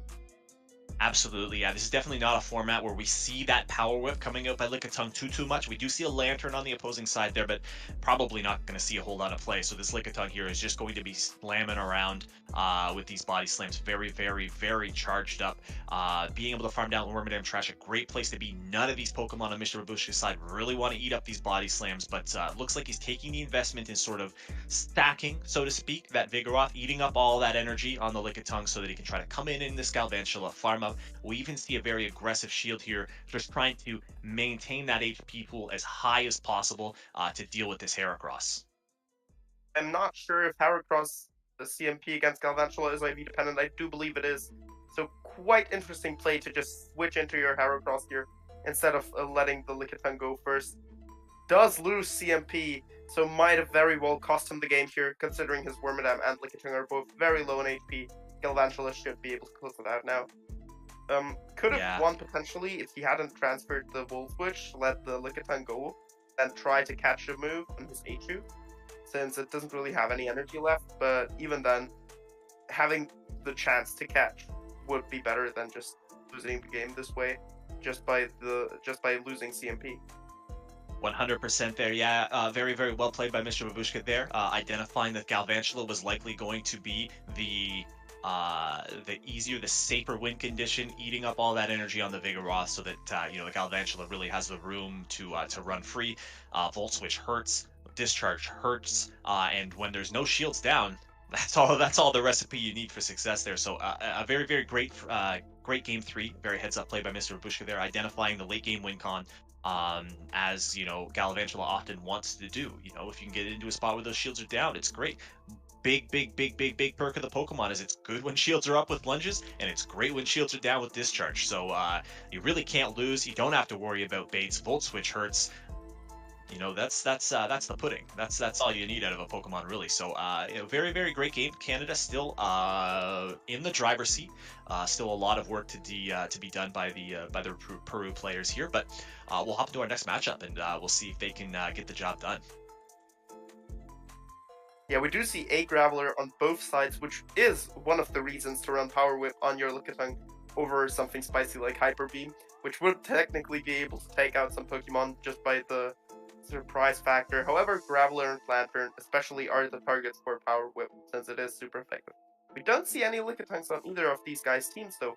However, we do see the Litleo to hard counter those pesky Bug and Steel types, since they do only have that one weakness, if I recall correctly, or one more. It might be one more. I do believe it is only fire though, just like water and ground types are only weak to grass. Yeah, definitely. The Litleo looking very, very, very clean here by Scrap and Pete. Not only is the typing effectiveness really great at dealing with these Pokemon, but the gameplay style of how these formats really develop. It is very common that players will rely on these Wormadam Trashes. They'll rely on Fortress as a very, very safe pivot. You can have it in the back. It's not really going to take a lot of hard L's. It can generate you some advantage in the future, maybe with some debuffing moves on the Fortress, maybe by generating some shield advantages on Wormadam Trash. But if you are Luca here, trying to rely on something like a Wormadam Trash or like a Fortress in your safe swap position, and that's met with a Litleo, that goes out the window. Not only can this Litleo generate a ton of energy, it's going to generate a ton of advantage. And then when you take a look at potential options at effectively dealing with that Litleo on Lucas' side, it gets even smaller. Typically with a normal typing, you would want to use counter, of course, a highlight in this format to really deal with that. But Lucas' only counter user there being the Heracross, which is also going to take that super effective fire damage. It's looking a bit rough there, just from a data perspective for Lucas' side. Yeah, quite noteworthy that he isn't running Vigoroth, and 3 of his Pokemon are weak to either Fire Fang or Ember, whichever the Litleo does decide to run. So essentially forced to bring at least 2 of the others. Otherwise, the Litleo will just absolutely run wild if placed correctly in the matchup. We do have the Graveler and the Drapion, which both aren't especially great against the Vigoroth. And if the opposing A Graveler is Rock Throw over Volt Switch, which it very well might be due to the higher DPE and lower EPT, DPT, and EPT, is quite a potential moveset to run. Would hit everything for neutral in the entire team with that Rock Throw, and could just farm down most matchups in the 2 shields. Yeah, absolutely. The Litleo looks really, really strong. We can talk about how strong it is, or we can see how strong it is, because I fully expect that Scrap and Pete's going to bring this one to battle. But let's hop right into our games, and we'll see how these shape up. And we do see the Vigoroth into the Alolan lead. Vigoroth does get to the... Oh, we do see Thundershock! I just wanted to say that Vigoroth gets to the charge moves faster, but that would now be a lie. Very, very interesting moveset choice here. I'm not going to lie to you, Ilya. Thundershock Alolan Raichu, not something that I necessarily specialize in how the movesets go, or how the data or the matchup goes. If you're a Vigoroth player here, staring down a Thundershock Alolan Raichu, how do you navigate this matchup? How do you is this something that you can even try to outpace, or do you just need to rely on maybe getting some shield advantages and then popping out to something else? You do need to sneak in and deny to outpace, since it does need 10 turns per wild charge. However, once it throws a wild charge, it will be debuffed enough to go down to a singular body slam, as we just saw. And the 1-turn lag on Luca's side at the beginning did guarantee that sneak in from Pete, being able to just have to deny and then throw the next body slam. We do see the opponent swap out into the Wormadam, also transferring the Volt, which does sneak in a confusion on the discharge though. Yeah, Confusion also a great move to sneak through if you're talking about sneaking and denying fast moves here. And then we actually see Pete here opting not to bring the Vigoroth, so maybe relying on, or not Vigoroth rather, but the Litleo, utilizing that Pokemon as some bench pressure and utilizing an ABA double counter style team. Of course, counter users also look pretty strong into Luca's lineup. You know, all things said and done here. So. As far as you know, how to build and how to bring into the team here, it certainly still looks very great by Scrap and Pete here. Both counter users very, very healthy. No Alolan Raichu, and this Wormadam is pretty much gone here. So this Heracross, if memory serves correct from Lucas' side, is going to need to do a lot of work. Should be able to counter down the Vigoroth before it reaches 3 body slams, and the second one will not quite KO, I don't think. However, won't be able to get rid of the opposing Heracross at that point in time, since it definitely needs 2 charge moves. Oh, also quite aggressive swap by Scrap and Pete into his own Heracross to force Luca to debuff himself and throw 2 charge moves to get rid of it, in order to even see the Vigoroth again, which will quite likely not even happen. Close Combat does not KO, also debuffs the own Heracross and puts it into range of even Rock Blast. Yeah, definitely. Pete there was probably going to have a pretty hard time identifying a lose condition with the way that the early game for that played out. Not able to utilize the Wormadam trash nearly as safe as maybe the initial plan was. These counter users got to line up exactly where they wanted to go. Potentially a third shield that doesn't matter, as both Heracross do go down at the same time. The 0% charge move now. The 0% charge move nowadays. Niantic quote-unquote fixed it, at least made it a bit less heavy on the match to at least accommodate for GPL, where you cannot be granted a rematch or anything. In those and Gymbreakers, it most likely will still result in one, depending on the situation, of course. Here, it would have been a def win, because it's quite clear that the match was 100% over. And, absolutely. Yeah, the Vigoroth in the bag, able to account for the win. We do see a Galvantula into Heracross lead, only to immediately see the Wormadam safe swap. And was that a misplay then? Swapping into Heracross, pretty sure that's a misclick. Yeah, a bit of an interesting choice to come into the Heracross here. You know, certainly going to need to invest quite a bit to even try to get anything out of this. But I think that if you're Lucas side here and you see this swap, you're fine to just eat this energy double close combat. With the denial, I'm pretty sure he just wins the 1 shields. Yeah, absolutely. We'll be able to either take out the Wormadam or get the second shield. So perhaps he was relying on that sneak in, and it wasn't a misclick after all. Wanted to get that advantage for the later Galvantula to just discharge or launch its way through the entire matchup's backline. Yeah, I would have to assume that the goal was to generate a shield advantage somewhere. I'm sure that swapping into a Pokemon and relying on a fast move deny is pretty wild, even for a Canadian player who access to that superior network. But very likely just wanted to generate some kind of shield advantage. You know, like I said, Galvantula, when the shields are down, that's the sweet spot. That's the chef's kiss. That's when it can start cooking with those discharges. Got the job done. Has that shield still. Heracross comes in, gonna have to eat a body slam. That's not gonna be great. That's not what you want to do if you're Heracross. Heracross not known for being the bulkiest Pokemon in town, that's for sure. Yeah, absolutely. Also, the worst thing the opponent could have in the back is exactly this Pokemon. However, Galvantula should be able to reach 2 lunges and either tank a Rock Blast or even KO the Graveler before it reaches the second one. Yeah, definitely those lunges hurt. Second one. Oh, that looked a bit weird, like it was 2 animations at the same time. However, an undertap will just make the Galvantula be able to throw the lunge first before taking another Rock Blast to the face. Absolutely, yeah. Very good under tap there. Certainly a having access to that shield there for a little bit of extra safety with the Galvantula. There's not a whole lot in the game that can overcome a shield disadvantage against Galvantula. Certainly not in this format. Getting into the lunge against the Heracross, that's going to seal the deal. Again, instead of an ABA double counter style here, we see the ABB double counter. And double counter is the name of the game. If you got them, play them. They're strong in this format for a reason, and Scrap and Pete clearly identifying and showcasing why. I don't think Pete has yet shown discharge, so maybe he has thrown the lunch in order to steer Luca a bit with the potential energy ball. Quite spicy, but would one-hit KO the Graveler essentially. I have run that in Lunar, and it worked out quite well in some matchups. So not exactly something you cannot expect ever. Yeah, certainly. If you are, if you're a gambling man, I suppose why not? That is pretty fringe, but we do see here Luca making some adaptations. You're bringing the Drapion this game around, and then we see the same ABB double counter style from Scrap and Pete, and it's going to be on Luca to try to identify how they're going to have to overcome this this team composition. Yeah, it does shield the first crunch. Very good shield, except for if he gets debuffed, of course, but he doesn't. So quite safe shield. Didn't get baited with Aquatail.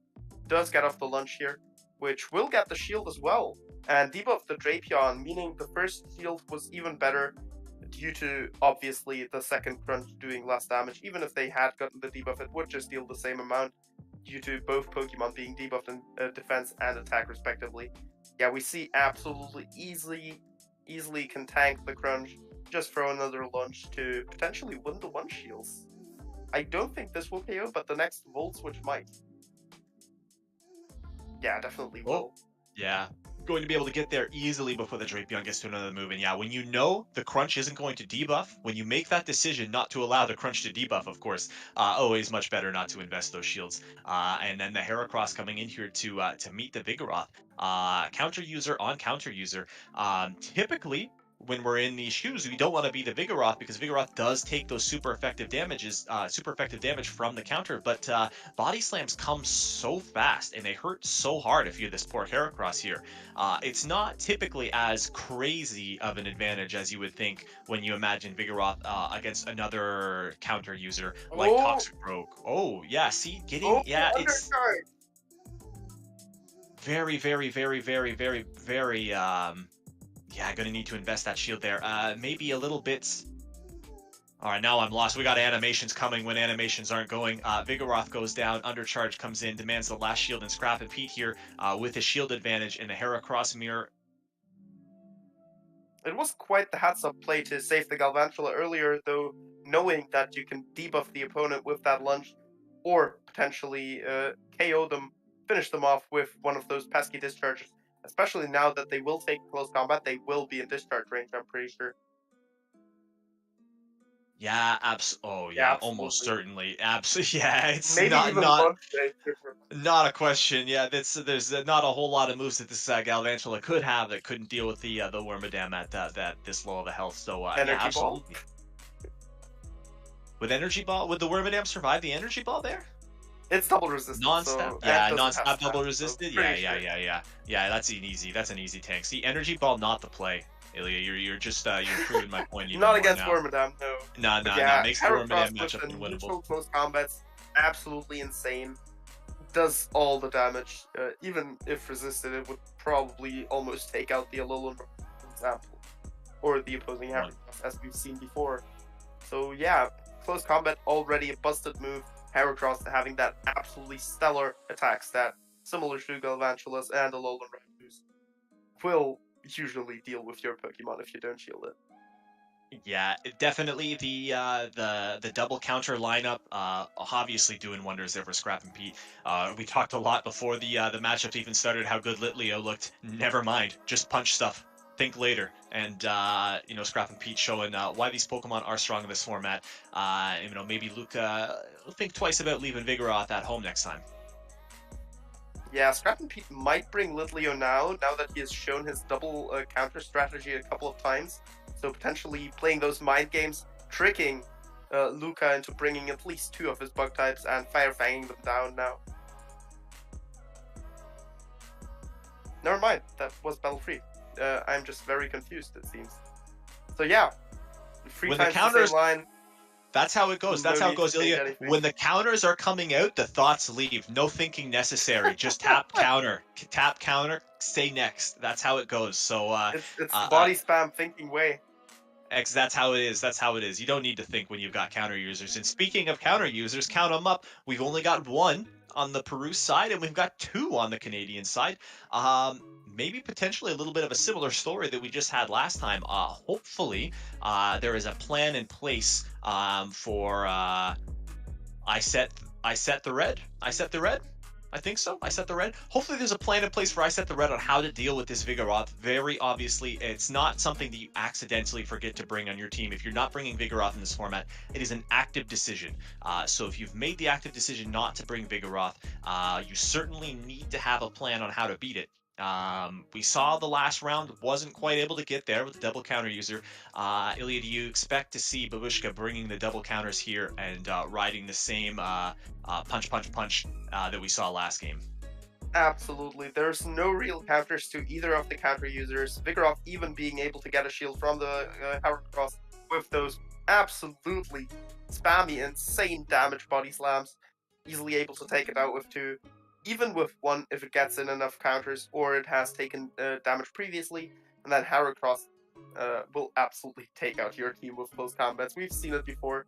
Even the Wormadam is not safe with those confusions. Has to shield twice if the Howard Cross gets to 2 of those close combats, which is not unlikely in that matchup if it is used and utilized as a safe swap. Definitely. We even saw that in the last game, actually. The Heracross able to just farm up to double close combat. Click once, click twice. Give me your shields. Give me your Pokemon you pick. So, I do expect that we'll likely see it again. Only one way to find out. Let's jump right into it. Let's see if the Canadian boys can continue this this absolute riot.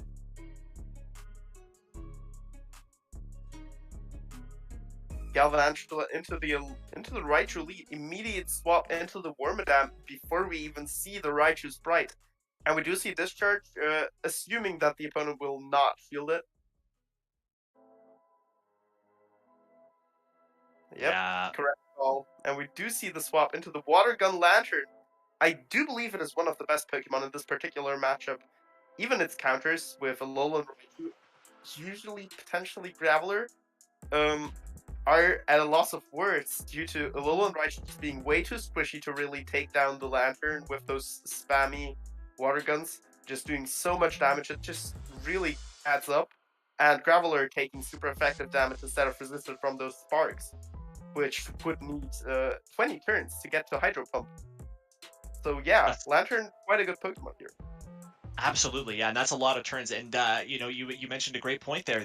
Especially in this matchup, where the only real source of super effective damage is going to come from that Alolan Raichu in the Graveler. Neutral. The Lantern there looks very, very safe, and Water Gun does a lot of damage. Even in matchups in other formats where you get these Water Gun Pokemon on not very effective type Pokemon, Water Gun still just hurts. Pew pew pew, as they call it. And then we see the shiny Alolan Graveler actually coming out there, and that shiny Alolan Graveler is going to be punched a lot by this Vigoroth. Yeah, we like to laugh at Water Gun, but in the end, it really does add up in the metas that it exists in, especially on Lantern. And looking at Mr. Babushka's team, now that I actually look at it, it does remind me a lot of Lunar. The only 2 differences really being Vigoroth and Wormadam, which weren't really there, but Lantern, Galvantula, Crustle, and Heracross were all pretty high up there. Definitely, you can draw a lot of comparisons actually between these 2 formats, Lunar and Firefly. Just in not only the Pokemon that get played, but also the play style and the way that these games wind up developing. In fact, it'd be interesting to compare this set of Gymbreaker matchups to some of the Lunar Cup style Gymbreaker matchups to see just how similar the 2 formats actually feel in practice. And that a lot of it comes down to having counter-type user Pokemon be very, very strong, having a not very reliable and effective way to deal with them, because the Pokemon that deal with those counter type users fall to basically everything else in the format. So generally, in theory, when you think about these kinds of formats, it's very easy to think RPS, but I think that these games have been anything but, as these players are, really, really relying on these Wormadam Trashes as a very, very safe, pivotal position in the game. Can tank a lot of damage from a lot of moves. We have seen a lot of them get discharged by Galvantulas, and there certainly does hurt a lot, but in that same vein, nothing can really tank a discharge from the Galvantula all too well. So very, very convincing game one there. Basically just winning the lead, winning the back line, and anytime you can line up your Vigoroth on a Alolan Graveler, it's business. Yeah, we do see the Galvantula into Raichu lead again, immediately swapping into the Wormadam. Once again, this time around, going into the Vigoroth instead of throwing Discharge and then swapping into Lantern, potentially saving up that Lantern for later. And we do see a Bulldoze immediately being thrown, no baits needed. Quite likely that the Wormadam won't shield, and that is a prediction Mr. Babushka is doing here, which did pay off in the end. Does sneak in a counter on the opposing, potentially Bug Buzz. I assume it's the Bug Buzz. There is no real reason to throw Iron Head, but some people do tend to do that still. But yeah, we do see a Bug Buzz. No debuff though. Yeah, easy, very, very happy to invest the shield there just to keep this Vigoroth very healthy, to keep the energy on the Vigoroth as well. Yeah, able to counter down the Wormadam, which is quite bad for Seth here, since, yeah, we all know Vigoroth with the body spam, having so much energy to begin with, nothing will be able to take it out before it is able to throw two of those. Does get a sneak in on the second one, however, Vigoroth essentially did its deed. It threw two body slams, got a shield, got the H2 very low in HP, now able to water gun it down later, and will still force it to throw a charge move into it, or reach another body slam, yeah. and they let it. That's rough. You mentioned that the Vigoroth did its job, and every time that there's still an opportunity, you still have to respect how fast that this Pokemon can get to these charge moves. Now the HU is absolutely loaded, but there's no shields. There's no shields into a Galvantula. Galvantula with shield advantage will close games. It's going to be a huge uphill battle for Seth here. Oh, that's two Volt Switches go through too before throwing the first charge move. Quite unfortunate, since now with a quite, oh, never mind. I just wanted to say with an undertap, you could have CMP'd there and gotten off the lunge first depending on IVs. However, both players had the same idea of just swapping out of that matchup. Why even play that out? We don't need that. We have Lantern and Graveler, two electric-type Pokemon, one, however, with the way better secondary typing for that specific matchup. And yeah, we do see the Hydro Pump, which is an absolute overkill move here. But yeah, just assert dominance. Absolutely. You have these charge moves on your Pokemon for a reason, right? Better use them. Again, yeah, just any time. I'd say it's still just there's the HU here just has too much of an uphill battle to climb. Lantern did its job. Vigoroth did its job. Galvantula here closing the game out with the shield lead. It's just how you draw it up, so to speak. Yeah, still had the shield. HU didn't have enough HP to farm down the Lantern either. So quite well played. And very good adjustment to swapping into the Vigoroth onto the Wormadam instead of the Lantern. Saving that for later when it has even more potential when paired with the Graveler due to those pesky water guns. Like, we really don't take it seriously usually. Now, especially with Tapu Fini, it is way more in the spotlight, since usually it doesn't really have a place in the meta. But now it very well might find it. And we do see the Vigoroth into the HU lead this time around. No safe swap from Seth, obviously, since he doesn't want that Galv paired with the HU later. Does have to shield one of these body slams though, since even Wild Charge will not KO Vigoroth after only 3 or even 5 Volt Switches. Yeah, we'll see how this plays out. This is a very interesting matchup where players have a lot more onus on how they want this to play out in terms of where the players want to invest their shields. And it looks like Babushka, they're not interested in investing those shields. Happy to just let Vigoroth get this HU low enough that this Galvantula can come in, get some energy. Here comes the shield. Maintain the HP pool on this Galvantula because it has been such an important piece to the puzzle for Mr. Babushka in locking these games out fast. So investing the shields, saving the energy, keeping this Pokemon healthy, and using it to close this game out. Yeah, able to get off only 2 bolts, which is against the opposing HU. Due to that Wild Charge, the sneak-in did KO, since the defense dropped even lower, and if you get a sneak-in, then it applies with the debuffs after the charge move, and not before, meaning that Volt Switch did a significant amount of extra damage there. We do see a potential catch, nope. Unable to catch the Iron Head or Bug Buzz onto the Lantern, and we do see Heracross in the back. This is quite neutral. However, Lantern should be able to definitely take out a good chunk of that Heracross before finishing it off with Galvantula later. Yeah, getting the last shield out there as well, and here we go. We got a spot with Galvantula up a shield. It's going to be business, but even in these neutral matchups, especially with a Pokemon like Lantern with Water Gun, having a neutral matchup, the Pokemon that has the higher defensive statistics, the Pokemon that's got the bigger bulk point, is typically going to be the one that has the higher advantage in those neutral matchups. The Galvantula here going to shield up this Rock Blast, generate all of that farm. All of that farm is just going to absolutely punish this poor Wormadam here that's not going to be nearly healthy enough to eat up these discharges. Yeah, Heracross throwing that close combat into the Lantern made it absolutely easy to farm down for the Galvantula. No questions asked. Absolutely without any issues, and able to throw the discharge to finish off that matchup, KOing that Wormadam charge for one last time for our casting time at least. Yeah, definitely. For this time around. Yeah, we saw it basically across the board. A very identifiable plan that Mr. Babushka was looking to execute, generating advantage for the Galvantula. Galvantula seals the deal, runs through the team, was able to do it all 3 games, was able to do it in 3 very different ways every game as well. We saw in game 3 there very aggressively utilizing some of those shields to keep that HP pool high, and navigating those games flawlessly to continue this oppressive lead for the Canadian team. Yeah, I've heard a lot of people complain about this meta being quite RPS with the Litleo, Toxicroak, and Wormadam core, but I don't think we've seen a single Toxicroak yet, and Litleo hasn't really seen any action either. Very smoothly played matches by especially the Canadians. However, the Peruvians also are quite valiant in their attempts.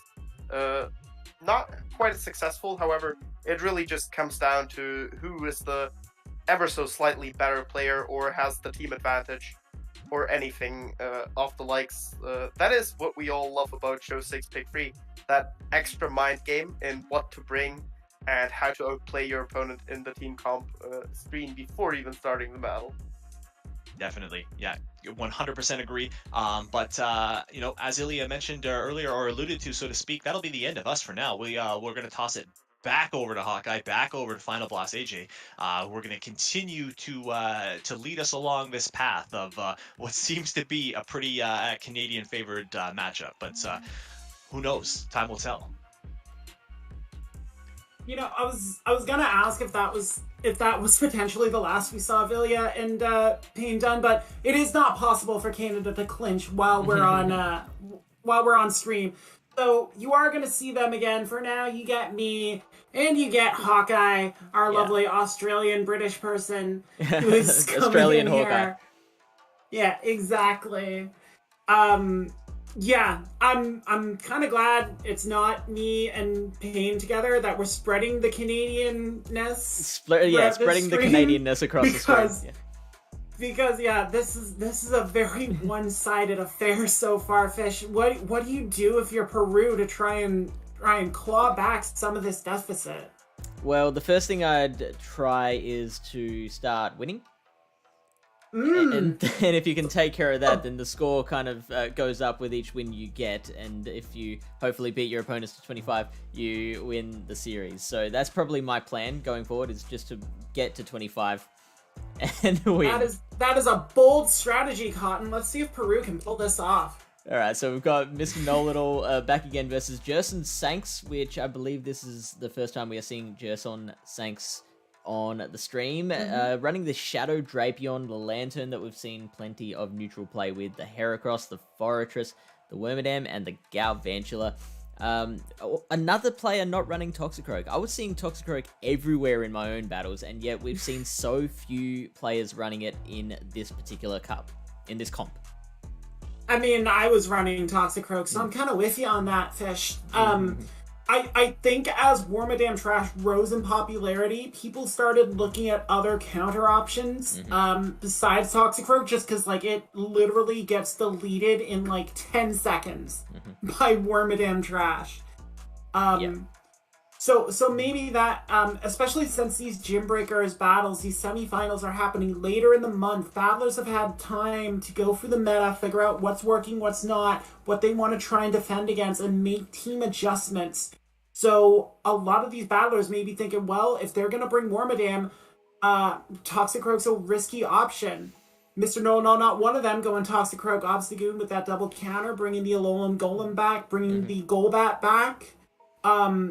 And no Litleo, so Jerson Sank's able to hopefully utilize that bug steal strategy as much as they want. I think it's actually going to come down to Mr. Know-It-All's Toxicroak being able to pressure that Drapion, being able to tank a lot of what Fortress can do, being able to threaten that Lantern that's probably going to act as a safe swap. I think we're gonna fulfill Ilya's wish and get Toxicroak in some action here in this battle, Fish. All right, let's see if we can get some punchy poison frog action in this battle. Love me my punchy poison frog.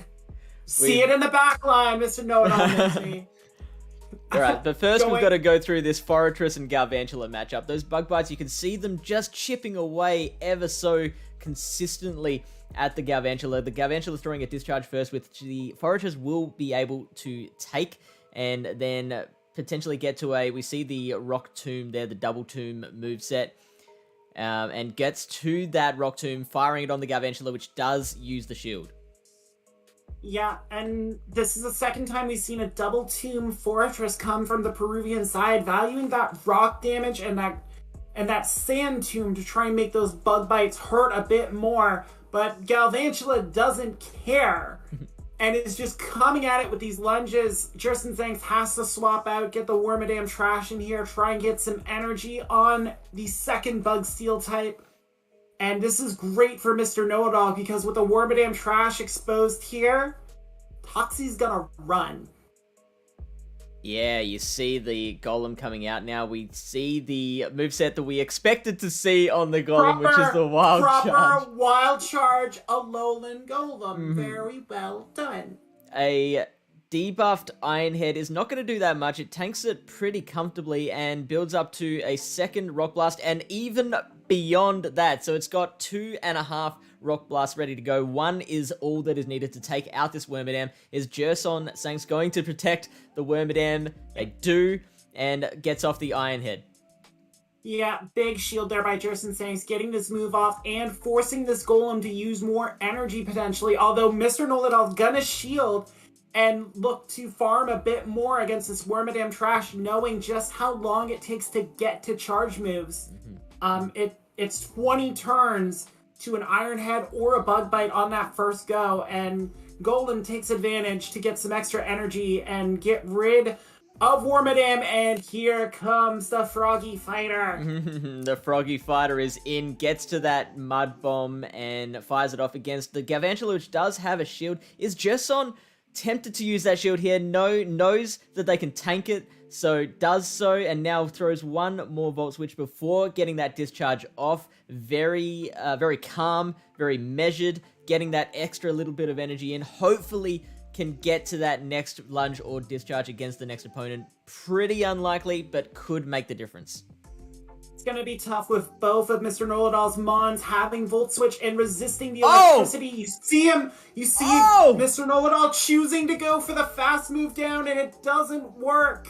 And Galvantula is able to get the energy to fire the lunge at the opposing Spooter, and that's a big point for Peru to start off that matchup.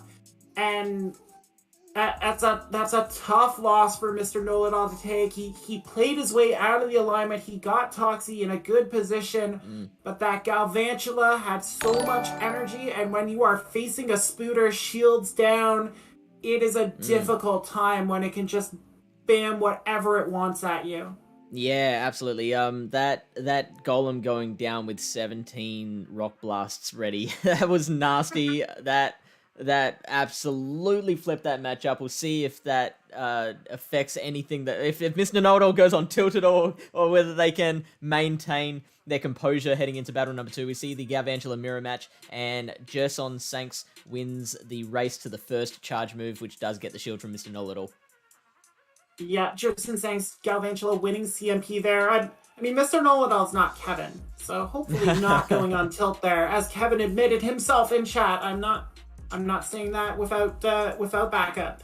But you look at the backline here Mr. Know-It-All has brought. He needs to get rid of Galvantula immediately to free up that backline, that Wormadam Trash Golbat backline that he's brought in. And looking at Jerson Sanks' team, I don't know what that Golbat does, Fish. Yeah, I don't think it's going to get too much play in the rest of this battle. I'm sure he can find a way to use it. Let's see. We've got the mirror match coming out, and with a little bit of chip damage, does Mr. Know-It-All's Wormadam now confirm that race? Does it lock in the matchup against the opposing Wormadam, or is it not going to make too much of a difference? I mean, it's just a battle of attrition at this point, Fish. It's just, try and stick it out as long as you can. Again, I've got my Coke here to keep myself awake for this Wormadam mirror. It was last month's Umbreon mirror. Oh my god. Yeah, that was a fun time. Worse. This is worse. At least Umbreon has last resort. Umbreon has last resort, so there's neutral damage coming. It'd probably still take more last resorts to KO an Umbreon than Iron Heads on a Wormadam, maybe, I think.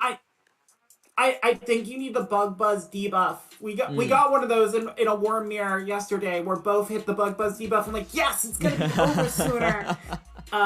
Anyway, this Lantern's gonna come in, get a lot of farm. Can they here. farm? Mr. Know-It-All Can they farm? Trying to get to that Bug Buzz in time. He does. He got there. Yeah, Barely. Mr. Know-It-All could have just gone for that little chip of the Iron Head, but held their composure, as we've been asking that question, and gets then the snipe on the Galvantula as well with like half a HP left, gets the lunge off, and now Jerson Sanks has to use that shield, switching out the Lantern into the Galvantula, which gets one Volt Switch off to KO the opposing Galvantula. We've still got that Golbat who is sitting on the bench going, Coach, pick me. But the coach is going, I don't have a place for you. Yeah. Here it is, though. I mean, it has to get to a Poison Fang here. Big wing attack sneak, and I'm still in awe of that gutsy play by Mr. Know-It-All, sending in the Galv at a potential water gun snipe, as you said, and getting it off and forcing that final shield out of the Lantern. But he's going to force the discharge here. Does not throw the Poison Fang on Galvantula, knowing that he needs energy, but is not going to get it with that Lantern in the yellow. So Jerson Sanks 2-0 against Mr. Know-It-All there. That's one of those matches where you see your opponent's lineup and you just look at your back line and it's like, oh no. Yeah. And again, Mr. Know-It-All having a Pokemon go down with a whole bunch of energy as well. That Poison Fang could have potentially KO'd the Galvantula from that range. But obviously, but seeing the health on Lantern, he needed that energy to deal with the fish. Yeah, totally. So now Golbat gets Galvantula from the jump. He will get this Poison Fang off immediately, outpacing the Spooter to that cheap debuff move here. No shield from Jerson Sanks, willing to take one Poison Fang in a very favorable matchup here off the jump. Yeah, that Golbat has been just struggling to find that Forretress, which is its favorite matchup to go against. The Forretress is there just hiding behind the corner, giggling to itself, because it knows that it doesn't have to worry about that Golbat. It's going to go down. Mr. Know-It-All is sticking with this matchup. I mean, the Golbat does end up taking out the Galvantula, having to go down a shield to do so, and saving it for the end there. Yep. At the cost of a shield, Golbat gets the lead win, and now Fortress comes in to meet this Galvantula. Like you said, a little bit more favorable matchup for the Fortress in that it doesn't have to go for the Rock Tomb immediately and deals that neutral damage with Bug Bite. but still not an easy road for this Bug Steel type to hoe. He's going right for it, Fish. He's going for that Rock Tomb. Oh, and it's looking like we're not going to get the shield. We do get... I love when these players wait till the very last moment to use that shield. It's so tense. It's like they're not going to do it. They're going to let it through. Oh, they shielded it. It's fine. We're all okay. Discharge comes through. That is definitely not getting shielded. The Forester is just surviving and coming out now. Here comes the Heracross. Heracross is going to have to... shield or wear this lunge. Good move, good call from Mr. Know-It-All, throwing the lunge, which is resisted, but gets the attack debuff, and now switching out into the Wormadam. Yeah, and with that Heracross taking that attack debuff, there's not a lot it can do against Wormadam Trash. These Confusions chunking away at the big Stag Beetle, and it's gonna fire a Rock Blast here, but it's nothing. It's nothing debuff, Fish. This Wormadam Trash is like, I've survived compactors. I can survive that weak little Rock Blast. Close combat coming through. That's not enough to take it out either. And the defense drop means that Confusion does the job.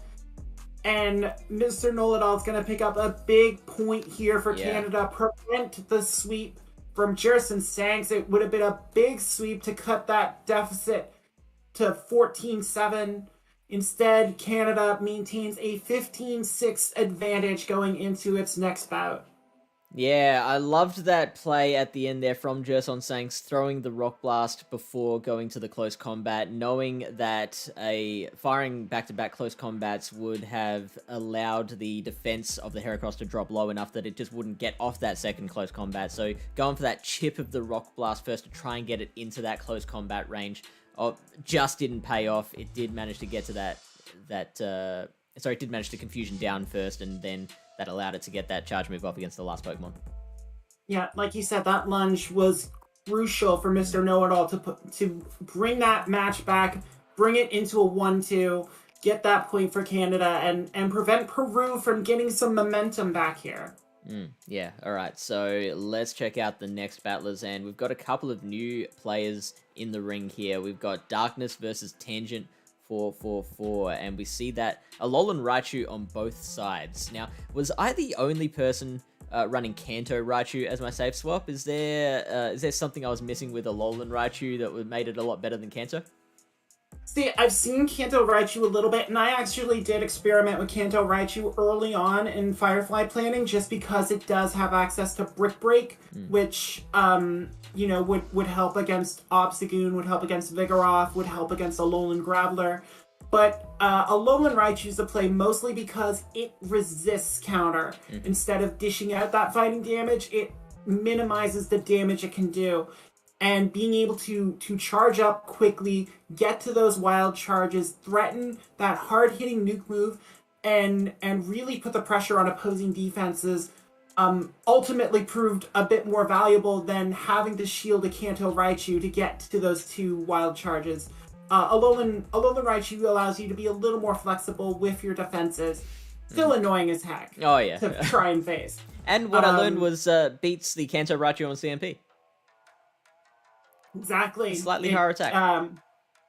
Slightly a little bit attack boost, so Aichu gets that vital win. And looking at Darkness's team, we do have some similar comps here with only the Galv and Alolan Graveler for Tangent, facing the Crustle and Frostlass for Darkness, and usually in these mirror type setups, I look to that difference just to see who has an advantage here.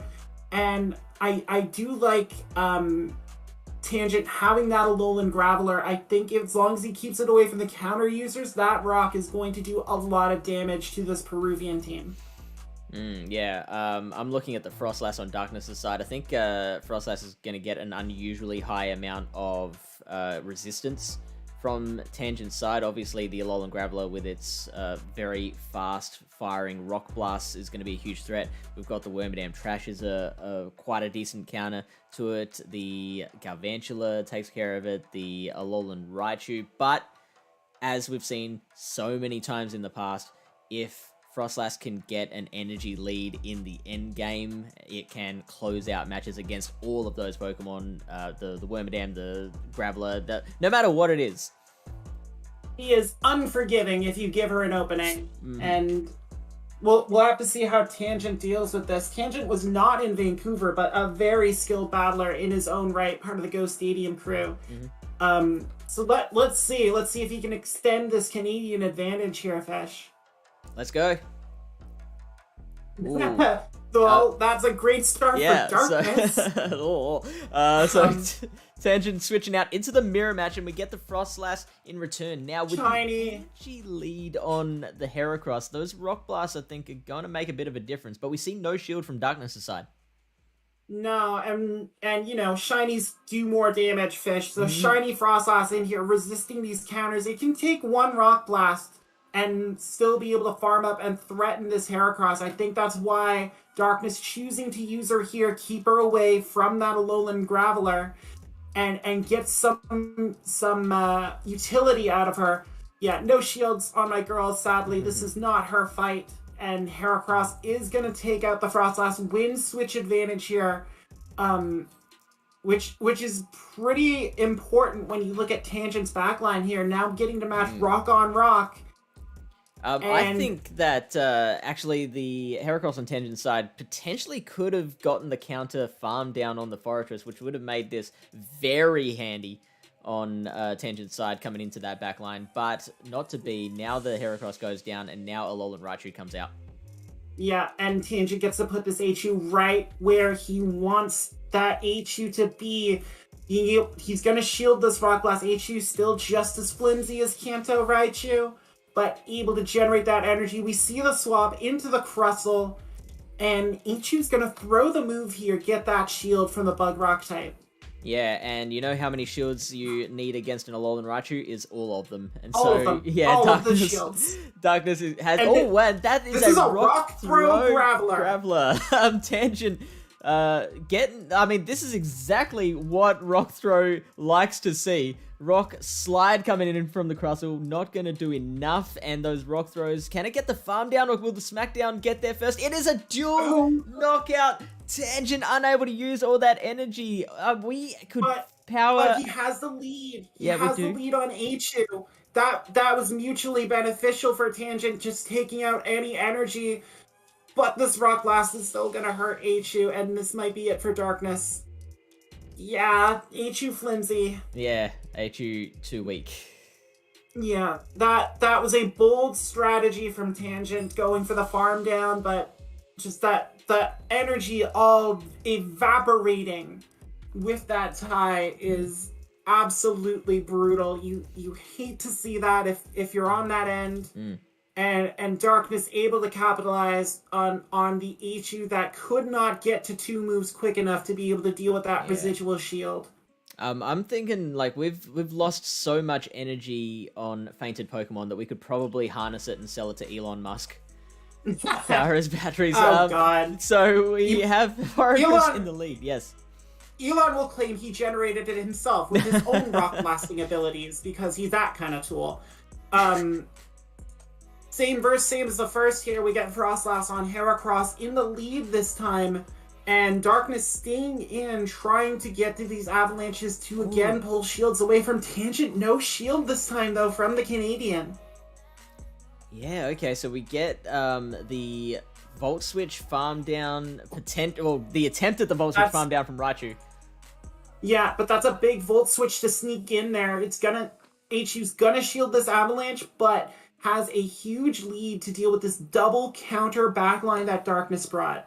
Yeah, and this is looking very good for Tangent right now. Two Pokemon that resist counter damage. Obviously, Vigoroth and Heracross both have plenty of play, so it's not over, but the ball is kind of in Tangent's court right now. We do get the first move coming out from the Raichu. The Body Slam will not be shielded.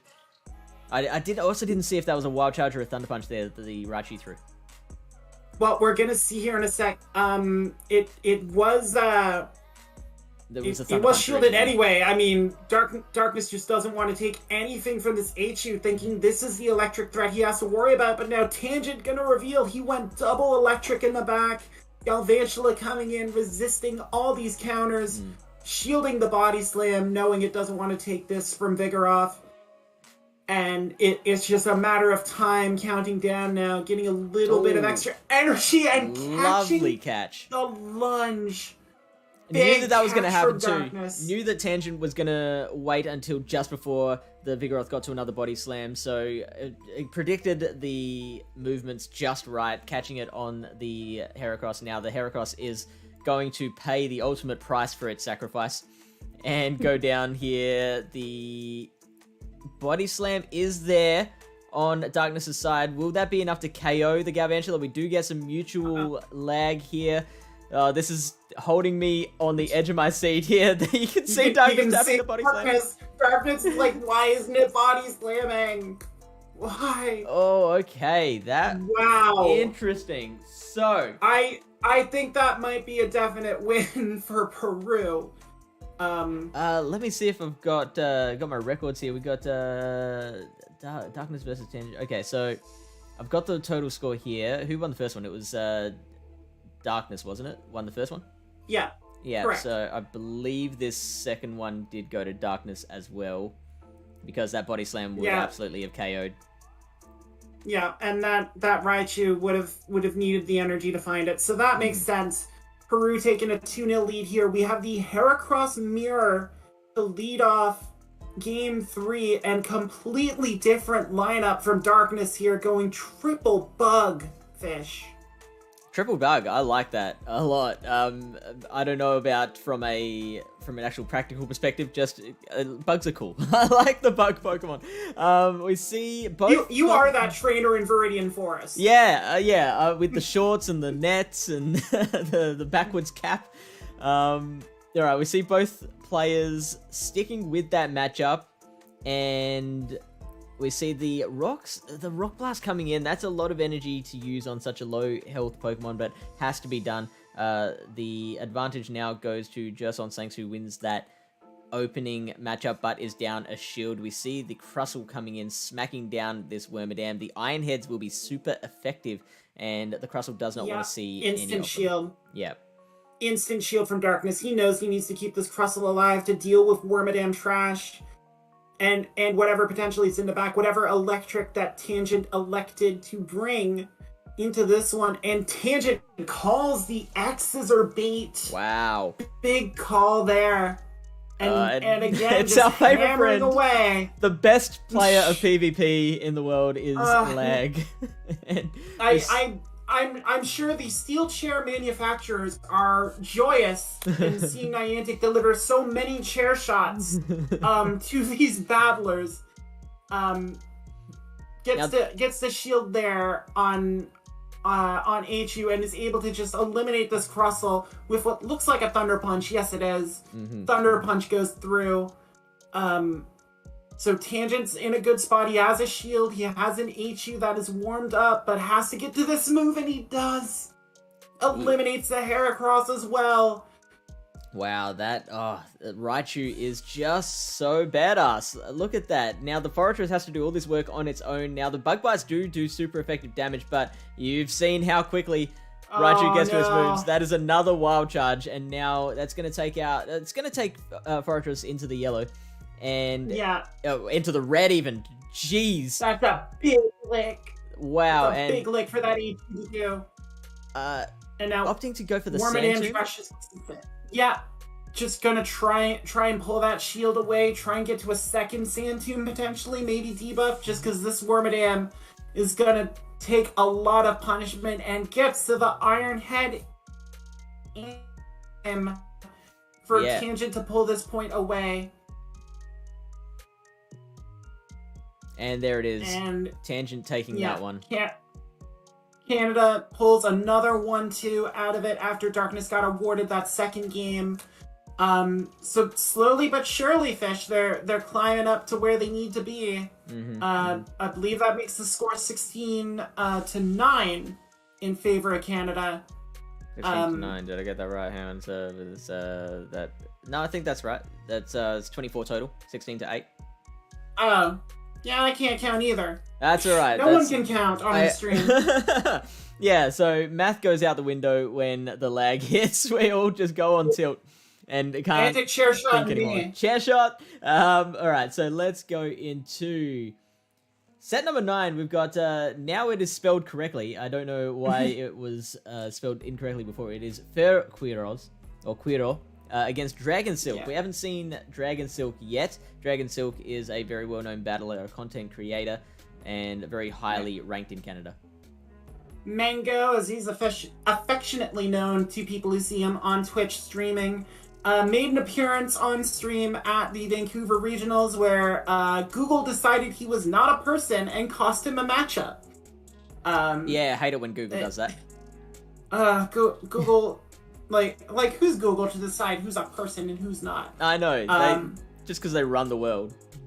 I means know, they right? think they can decide what humanity is. So... Well, we've got, let's see, with the Shadow Drapion, I see so many more people running the Shadow Drapion than the regular, which makes total sense to me because of the power of the spam, just meaning that shield pressure is just so huge coming from a Drapion. Exactly, and we see a very strong meta-based team from Dragon Silk here. Not really taking a lot of risk with team comp. He's got the Alolan Graveler for the rock damage. He's got Galvantula. He's got double counter with Heracross and Vigoroth and that Wormadam trash. It's going to be interesting to see how Fairkoros deploys his Lickitung in this matchup. That's the big X factor here. If Lickitung can avoid those counters, like, it puts in work against Wormadam trash. It has the Body Slam spam for the more fragile Drapion and Galvantula, and has Power Whip for Alolan Graveler. So that may be key if Fairkoros can use that Lickitung to gain advantage and possibly set up a sweep for Alolan Raichu later on in the contest. Yeah, it can even, if it builds up a couple of body slams, it can threaten the Heracross just like a Vigoroth can. So very, very safe pick. Let's get into some battles. And we have the... That's a very, very nice lead for Fairkoros, getting Heracross on Drapion early, and here comes Lickitung against Galvantula. Now, this is a big lunge early. Yeah. This has to be a lunge. I wonder how much difference this will make on the body slams coming in onto the Galvantula. Like, will one lunge be enough to allow it to tank an extra body slam, or does it need to get a second one off? We see a nice timing there from Queiro, throwing the body slam right at the last possible turn before it gets to the next move, and we see the first shield, so that tells me that it is intending to throw another lunge to get another debuff on that Lickitung. Yeah, and still no shields from this Lickitung. It's here to take punishment. It doesn't need shields. Gets to this body slam in time with the timing on the fast moves against that Volt Switch. Yeah, so this won't KO because obviously we Not saw even that shield on the close. first one. Yeah, and double debuffed as well. Now, the Galvantula will just have to chip as much damage as possible. We do see the confusion going through, which gets a little bit extra damage on it. That should absolutely make sure that it doesn't get to another charge move. And we see it go down. Yeah.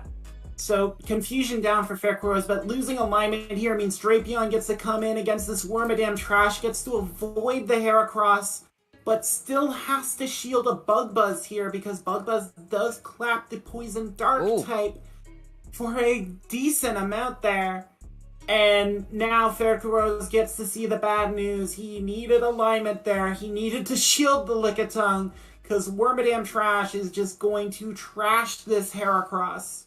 Yeah, look, I actually don't mind the Heracross Wormadam matchup. That was kind of my big play in a lot of my Firefly Cup battles, is that... so that extra confusion sneaking in makes a huge difference there. It would have been able to get 2 close combats off to KO this Wormadam, but doesn't get the second one off. You see Queiro tapping, but it does not happen, so that makes a huge difference. So I was gonna say that it beats both the Wormadam and Litleo in the 1 shields if you score the bait on the Wormadam, but obviously not to be here. We see the mirror match, the Wormadam mirror match, and this is kind of Queiro's last stand. We see Wormadam on the other side, plus an extra Pokemon. It's looking pretty bad for Queiro right now. Yeah, and you can see him trying to get as much energy as possible on the Bug Steel type, but Iron Head's not even guaranteed to KO. It does not KO. And yeah, we can turn out the lights on that matchup. Dragon Silk going to take that first point in this matchup. Just very well done in the mid game there, forcing Faircrows to make a decision on whether or not he wanted to shield that Lickitung, and the decision not to proved very costly when we saw the alignment that resulted.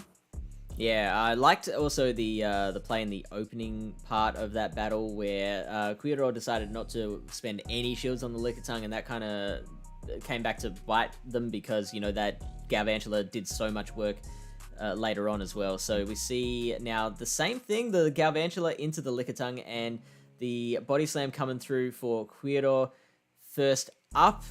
This will do a lot more damage than what it did before. Yeah, and we saw Dragon Silk not wanting to stay in with that Drapion, not wanting to risk getting Body Slam, saving the Drapion potentially for a later matchup.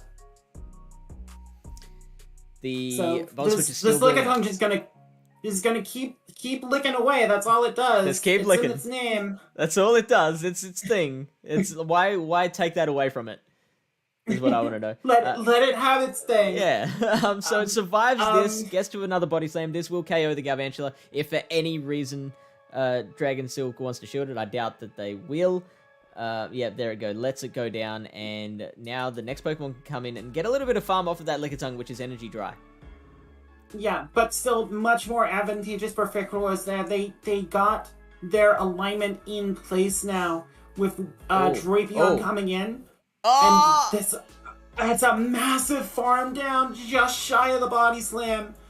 And we see the Wormadam mirror here. Alolan Raichu gonna come in and get a ton of energy off this Wormadam while taking no damage from the Confusions Fish. And this is another big reason why Aichu was the popular choice instead of Keichu. The resistance profile that the Psychic typing gives it. Got it. Let me write that down. Aichu is now going to just build up all the energy it wants. It fires. Is that the Thunder Punch that it's firing first? I believe that is the Thunder Punch. Yeah. So keeping that. Oh no, that is Wild Charge. Was the Wild Charge? That is a one shot. Oh, look at that. Now we get the next move coming in on the Drapion, which has a lot of HP. It is absolutely going to shield. There is no way we do not see a shield here. We see now an Appetite will be enough. Yeah, sensing the Kamikaze pattern the Alolan Raichu has adapted. It is a crunch, just wants to make sure the Alolan Raichu is out of the picture.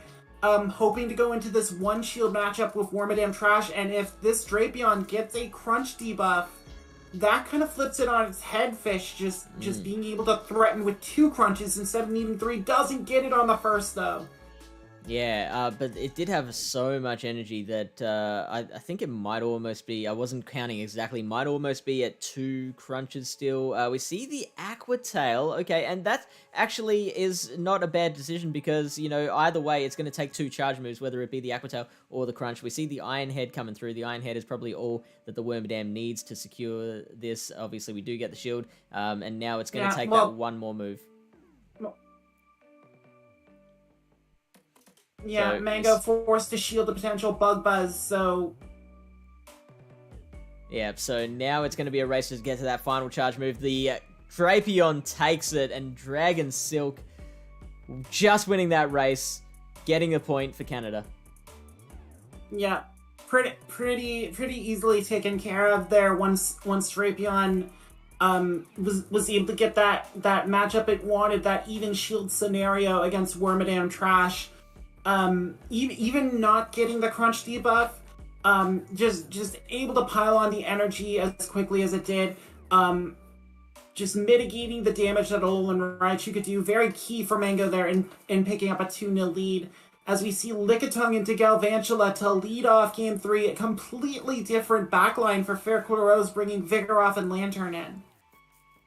Yeah, just trying to throw something at the wall, see what sticks. We see that Lickitung lead, which Fairquiros has used a bunch of times now, but trying just something different in the back. We see the Wormadam into the Lantern now. This is a pretty good situation for the Lantern. Can get to those Thunderbolts probably quicker than the opponent usually thinks. The Wormadam has to throw a Bug Buzz here, and does. It lands, and it takes Lantern into the yellow.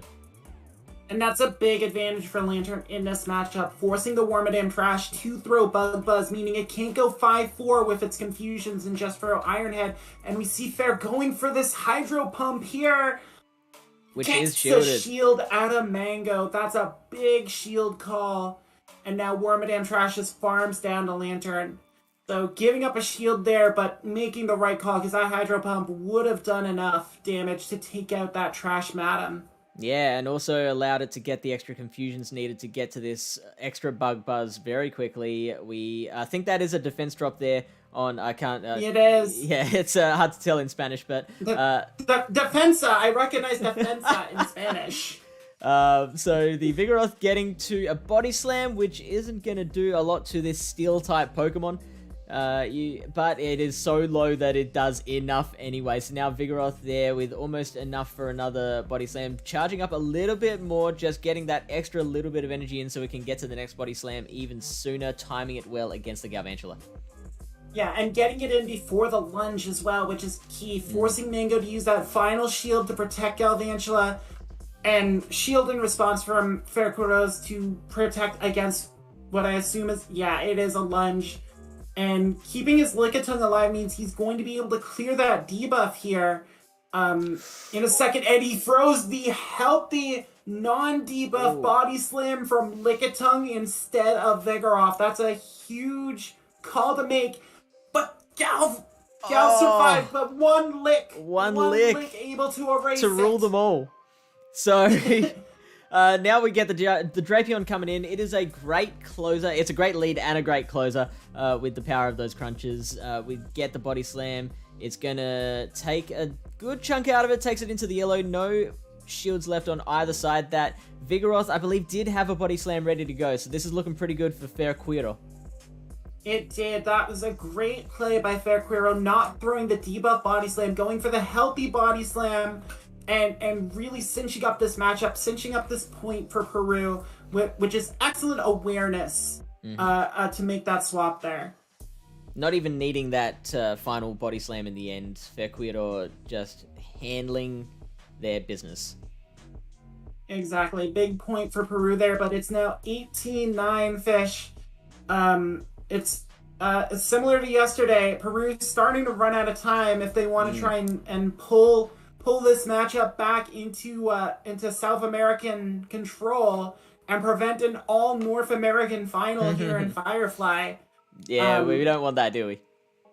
Oh, perish the thoughts. USA versus Canada. Who wants to see that? Yeah, No, we've seen that so many times in the totally. hockey. I love it every time though. It's fun.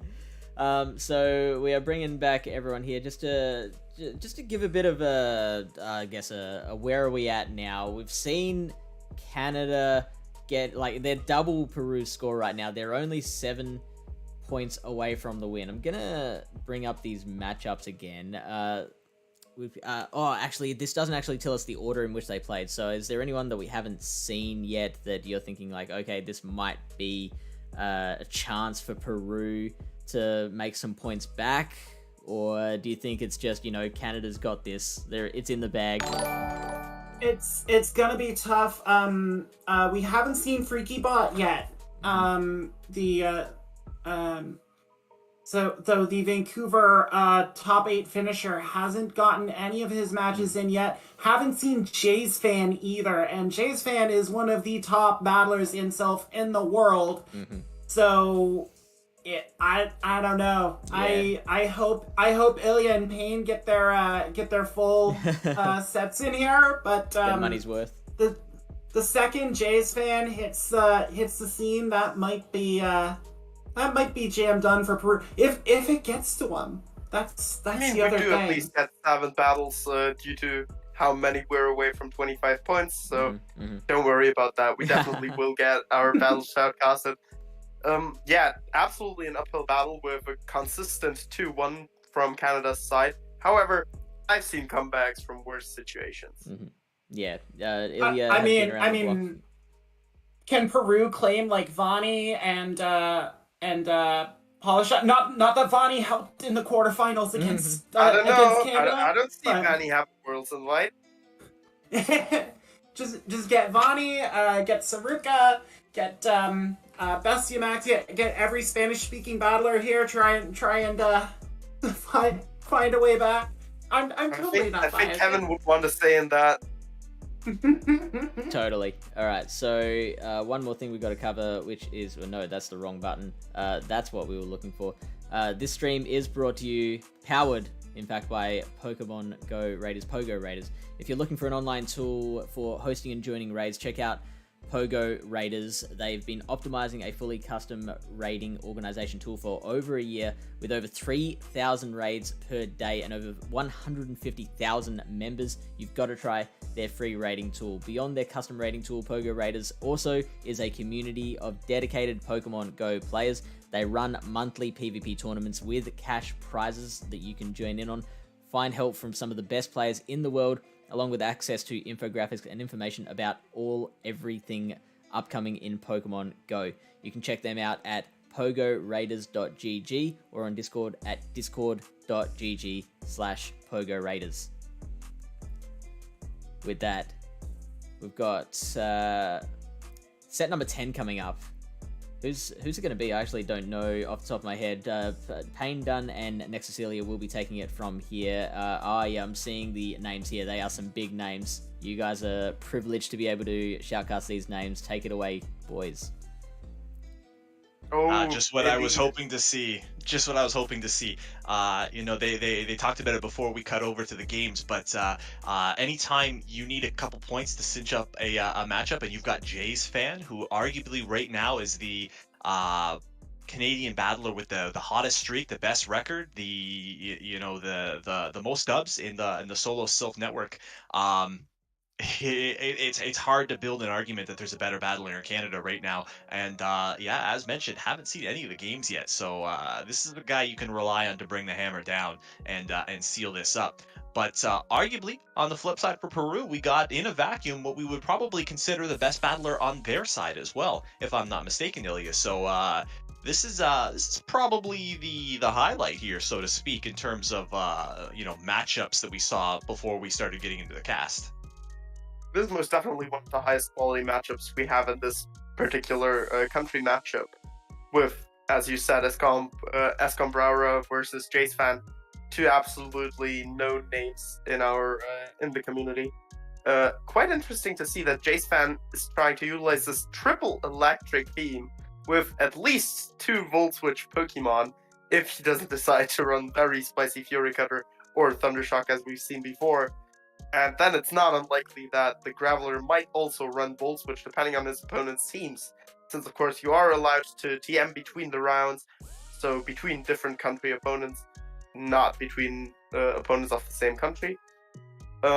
Looking at his Combraura's team, we have one of the very few Toxic Rogues on the Peruvian team, it appears.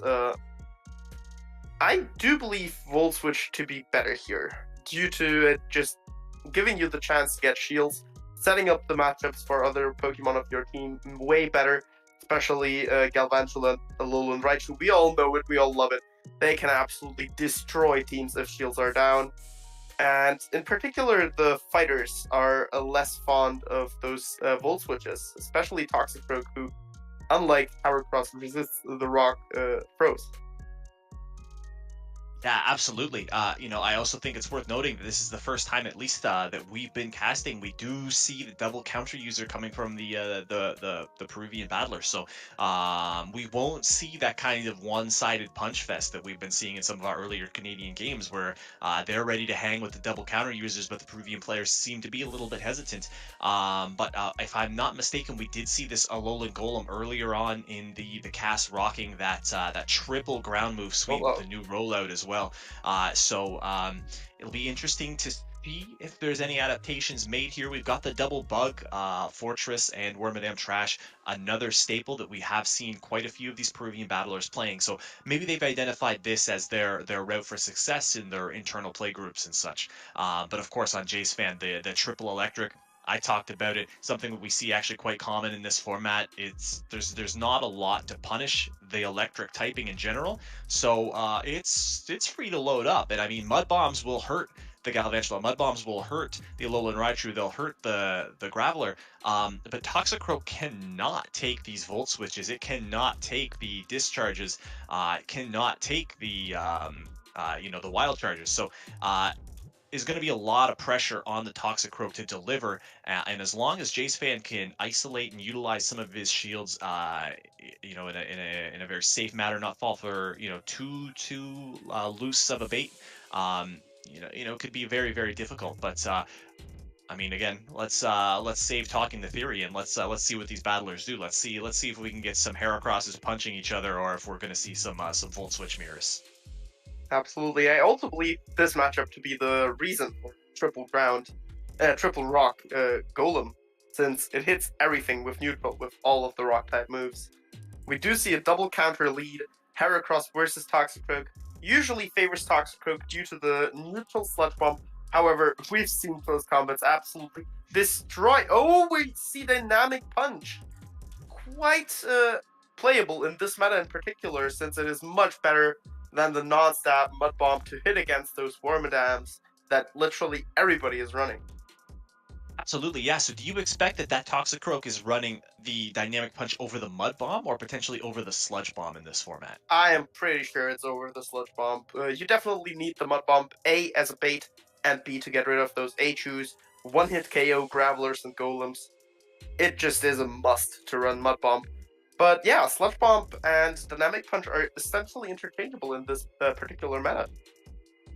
Absolutely, and that's a great point. No point in sort of removing the strengths of your Pokemon. One of the main reasons to take Toxicroak in this format, A, counter's great, but so is Mud Bomb, and you certainly don't want to weaken your Pokemon intentionally. Wormadam Trashier, though, going to come in to sort of finalize this Heracross here for Jace Fan's side. Even a close combat, we saw a lot of close combats hit a lot of Wormadam Trashes. Wow, in an instant we do see the Symbol Swap. It is Rock Throw. It is Rock Throw Graveler, so we do not see the triple Volt Switch. We see a very, very oppressive fast move down by the Graveler. Doesn't even need to shield the lunge, if we're honest. Can just easily tank it, then get rid of the Heracross later. Decides to shield it, of course, since Heracross will either be forced to throw a close combat and that just be confusion down, or not even bother. Yeah, wow, a very, very interesting way to approach these games. Not something that we've seen so much in this format so far. This very, very fast move-oriented pressure style game. Escambura there taking that L with both shields up. So Jace Fan playing a different style to this format that we've seen so far, but identifying a very, very firm win condition there. If my opponent's not going to use these Protect Shields, I'm just going to tap my phone and I'm going to take the dub. So huge game one, and then we see the Toxicroak into the Galvantula here lead in the game two, and double counter in the back for Jace Fan. Yeah, Jace Fan utilizing the strategy we've seen earlier. Very, very interesting catch here. Predicting the discharge, no bait with the lunge. Correctly predicting that, I should say. However, no sneak-in coming through does give Vigoroth the option to just get to the Body Slam 2 turns quicker than the Galvantula, as well as easily tanking Discharge or Lunge if it is shielded, which it isn't. Galvantula just goes down to the Body Slam. Quite interesting play to use it so effectively to catch, to then let it go against the Vigoroth. Probably the right one, as Toxicroak is now able to counter it down with only one shield being used. Already had that energy stored from those 6 counters against the Galvantula earlier. Will now easily lead this matchup with 100 energy. Vigoroth shouldn't be able to... Oh, never mind. Doesn't have the Balls of Steel to farm down here without throwing another charge move. So goes down to at most 60 energy. Definitely, yeah, and it's a very good point. Yeah, kind of equalizing the advantage gained on that Galvantula, to use it to absorb all of the energy from your opponent's Galvantula, just to let it, take the L without really doing anything too effective on the other side. An interesting choice, but Escambora maybe confident in relying on dumping as much of his resources into his Toxicroak, identifying that maybe this is my way to win this game here. And we have a single shield scenario for both sides, and the close combat is going to get caught on. I didn't quite see what it was, but it's worth noting that almost nothing. Yeah, nothing wants to take those close combats regardless. But and I think Oh, okay. Able to get to the Rock Blast. Easily going to eat this shield here from Jace Fan. Yeah, this Volt Switch won't quite KO. However, the opposing Heracross will not be able to reach another charge move before being Volt Switch down, and this game is over with how low the Toxic Rogue is. It's quite worth to point out. Heracross is the one thing I can think of immediately that you want Sludge Bomb over Dynamic Punch for, because Dynamic Punch and Muck Bomb are both resist. You are not able to hit it for neutral damage, and with how squishy both these Pokemon are, Sludge Bomb can just one-hit KO. So it forces shields. You cannot go and no-shield it. Dynamic Punch, not so much. That's very true, yeah. And Jace Fan actually getting the tip on the Dynamic Punch being the moveset on that Toxic Rogue in Game 1 also. So not needing to worry or be afraid if he happens to wind up in that Heracross versus Toxic Rogue matchup. And then we see the Wormadam Trash here meeting the Vigoroth, a tale as old as time. Do you think the Vigoroth goes just straight for the Bulldoze? Oh, catches the Bug Buzz or the Iron Man on his own Wormadam Trash. Either will be resisted, so that is quite a good catch, especially with the Sneak In. It's now able to outpace the opposing Pokemon. Oh, we do see the Alolan Golem come in, transfer the Sneak In. However, and another Sneak In. The timing is just slightly off.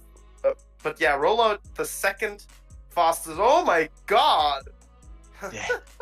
That set a new record for the amount of damage I've seen done to a single Wormadam Trash so far in my life. Wow, that was impressive. A hit. Yeah, no Sneak-In matters here when it just KOs. Let's see if he shields that bait. It'll be quite interesting. He can easily tank the Body Slam. Wow, calling the Body Slam. This does give the Vigoroth a chance to invest a shield and farm down, though, and maintain that massive pool of energy that it's built up into this matchup. Yeah, a Hail Mary Stone Edge there, easily shielded, and the Vigoroth's got count of 1, 2, almost 3 Body Slams, and he's gonna store them for later and bring in this H-U to meet this Wormadam Trash here, and it's the Heracross. Heracross up 2 shields is still a decent spot to be, but likely has to invest them into these Thunder Punches. Yeah, shields up, energy down, both Pokemon, as quite often fairly squishy, so has to shield anything coming in from the Alolan Raichu. Depending on IVs, could have won CMP here. It does not elect to throw the charge move though, and instead opts to go for free counters. I believe I saw. Might be able to. Oh, we do see one more counter come in. Now a charge move is thrown. If this is no shielded, he will be able to counter down. It is, and it doesn't quite KO, so able to counter down. The Vigoroth will be able to unleash all of its almost 100 energy now, though. The Body Slam into the Heracross should KO, and then either the Bulldoze will KO, or the moves / next charge move after will, since it has the shield left and can easily reach another Body Slam in time. Definitely. The Vigoroth here sort of the controller of this game, from the lead all the way through the safe swap, all the way through the Pokemon in the back, just able to generate such an insane advantage on energy, and then Jace Fan able to use that Alolan Raichu actually to grab those shields. So building up that energy on Vigoroth and then able to use it to actually close the game out, not needing to throw those do you shield, do you not, into the Wormadam Trash with the Bulldoze and the Body Slam, but just netting a guaranteed double shield on that Alolan Raichu into the Heracross. Great place to be. Anytime you can have 3 Body Slams saved and not need a single one of them to be shielded, and they can just hit the final nail on the head there, 1, 2, 3, send it home. A very, very convincing win for Jace Fan there. Yeah, quite. The games do move quite fast, especially with these squishy Pokemon being utilized instead of Wormadams just going at it in the mirror matches. But yeah, I do believe that rollout is quite a great move for Golem due to needing exactly 12 turns to get to a Stone Edge and only have 1 leftover energy. And the same holds true for Rock Blast, where you only need 9 turns and have 2 leftover energy. So the synergy between fast and charge moves is just absolutely amazing. Not quite able to utilize it in this matchup, but in the future it will definitely see a lot of play with this moveset in particular, I believe. Absolutely right. A very easy thing to overlook as well, because often when Pokemon get these new moves with their community updates, we talk quite often about damage and energy per turn, and just as the moves themselves in a raw vacuum, comparative to their other fast moves or other charge moves, but very rarely do we get a chance to talk about or take the time to talk about how the moves actually synergize with each other. It's one of the few things, well, one of the many things I should say, that actually makes Galvantula so strong, is just how seamless Volt Switch, Lunge, and Discharge all blend together to create this cocktail of just danger. This Pokemon that just can farm you down fast, that can debuff you fast, that can bait you with almost no investment fast. It's one of the few things that all Pokemon really have, and it can kind of set aside strengths and weaknesses in ways that we might not look at if we're just looking at numbers. Yeah, that's also arguably the best thing about Vigoroth. It has 0 residual energy for each Body Slam cycle. You go up to 5 counters, throw the Body Slam. Same with Nidoqueen and Poison Fang, obviously. Since, 1, 2, 3, 4, 5. 1, 2, 3, 4, 5, bang. And that's essentially just perfect synergy. You exactly need the same amount of energy you generate for your charge move. You have 0 left over. You don't waste any of that precious EPT you have, and just exactly use the energy you have. So that is quite the issue with moves that don't generate energies divisible by 5, because you need to have your charge move either take exactly 10 turns, in case of 2-turn moves that is, or 20. Everything else you will have leftover energy and will, so to speak, waste your time. Like, Toxicroak reaches 49 energy and then needs an extra counter for the first Sludge Bomb or Dynamic Punch. It does synergize with the Mud Bomb, because you reach 91 energy, and therefore can throw Sludge Bomb and Mud Bomb, and then another Sludge Bomb after just 7, but just in a vacuum by itself, it is 6 energy you just waste for the time being. I like counter because punching. Yep, and because it's literally the most busted fast move in the entire game. There we go. We get to see our main man, Kevin Saludaris, here. Also likes counter Pokemon because punching, but so does his opponent Darkness here. We see both players opting for Heracross Vigoroth. We've also seen both of these players as well come in. Ilya, I think that if either of these players took the amount of time and nailed down their fast move efficiency the same way that you just described to us here, I think that's an easy dub. But I'm very interested to see Kevin bolstering an incredible record through this Gymbreakers run so far. We have seen him take an L so far. He did net that set to 1 if memory serves correct here. So maybe a little bit more on the line here for a win for Darkness than just helping hemorrhage some of this bleeding for the Peruvian team, but maybe also a shot at trying to take down some of that pride. So we'll see how they navigate here. We do see the Frostlass, something that we're seeing for the first time in our casted games here, which is always exciting. I do love how dynamic and how surprising this Pokemon can be. Opposite side to Galvantula, how we talked about having a very reliable and easy safe move, we've got Frostlass, where if you call a bait wrong, you die. That's the end. Go home. So quite interesting. We don't have a single Galvantula on these rosters. Not one of the 2 players is running it, which is quite surprising in the picture of this meta. And looking at Kevin's team, I am very, very interested in seeing how those Shadow Beedrill and Shadow Drapion are able to move around the meta and are being utilized against, for example, this Frostlass, which Drapion can one-hit KO with the crunches. So the Shadow status is quite important, especially for that matchup, as usually it can tank one and just reach the avalanches regardless. But with Shadow, I don't think it can. I think you're absolutely right. I think a crunch seals the deal on that pretty fast. So it's gonna be a little all over the place. Of all the rosters we've seen so far, this one looks like it could have the easiest sense of RPS that we see so many players, not enjoy about this meta in particular, because we do see these very, very volatile Pokemon. When you're relying on your safe swap to just completely swing matchups, rather than be a Pokemon that's bulky, that can take some energy, that can generate potentially some shield advantages later on, and instead have a safe swap that just needs to hammer out the backline, it can get a little bit riskier there for the players. So we'll see how they adapt, but we can go ahead and hop right into these games. Yep. Let's see. Shadow Drapion lead against Crustle if it is Aqua Tail, this is quite a good matchup. Yep, it does. Aqua Tail Crunch, not surprising at all.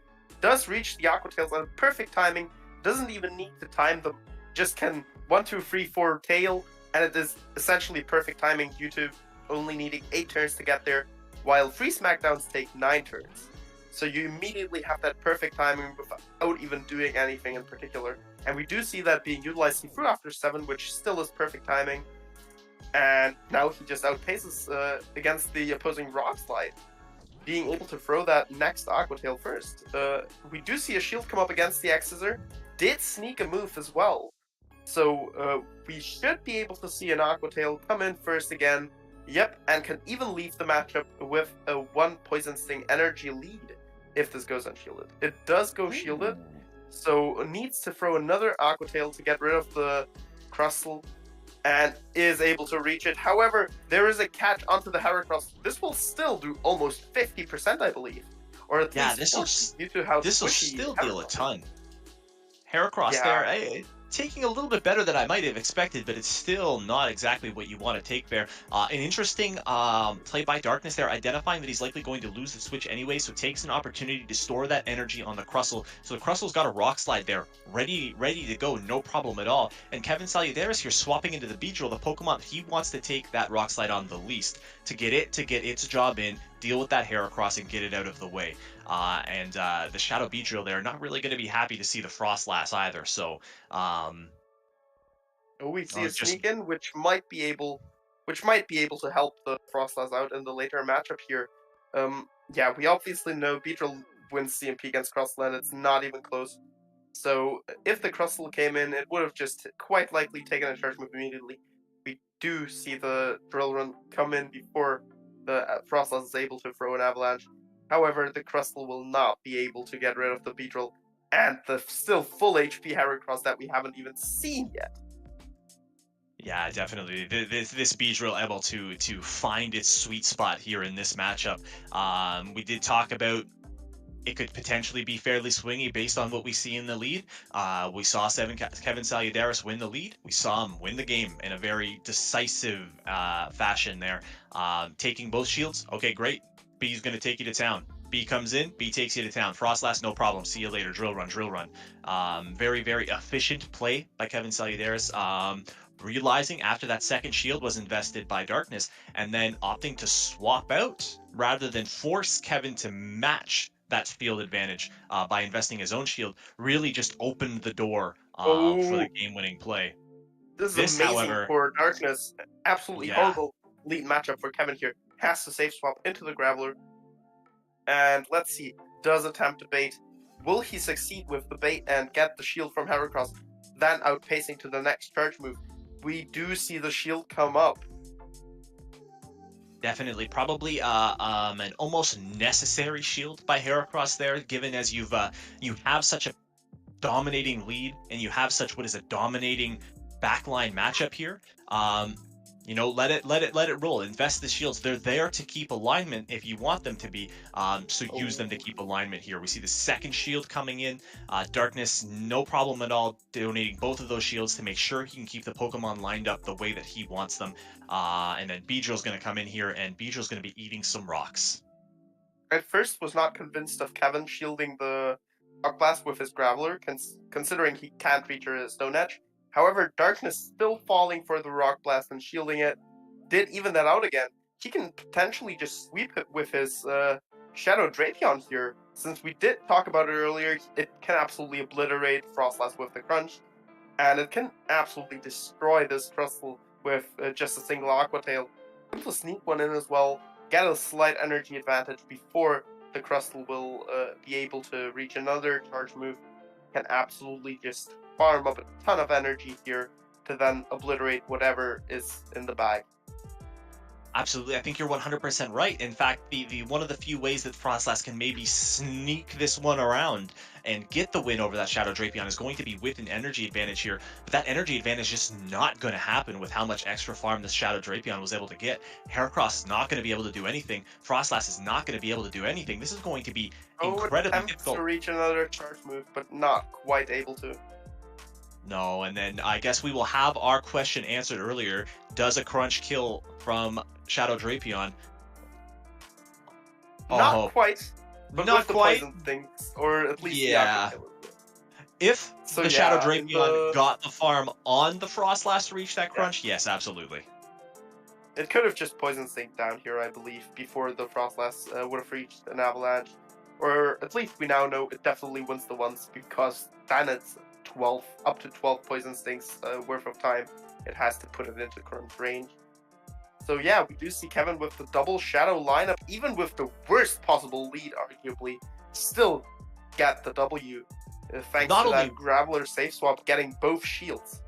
Absolutely. Worst lead, worst safe swap as well. I mean, out of all of the matchups you could hope to find in the back, Heracross on the Alolan Graveler, that's great if you're Darkness. And then Kevin's still finding his win condition there after Darkness invested that second shield. These shields are so important in these high swingy volatile matchups. You see neither players here relying on any of the bulk they have on their rosters of 6. Wormadam Trash, forget about it. Fortress, forget about it. These players are going all aggression the whole way through. And when you've got these triple aggressive lineups like this, you cannot afford even a single shield to go somewhere it doesn't need to go. And Darkness there in the second game donating 2 shields. That Frostlass, good night. Yeah, correct decision to no shield there, as he would have been outpaced on the next charge move. Correctly predicting that and just being able to now get an advantage from that Raytheon still being alive. However, he will have to tank Aqua Tail as well as a good couple of poison stings, putting it into range of essentially anything down the road. Due to how squishy Heracross is. We've seen it before, we know it.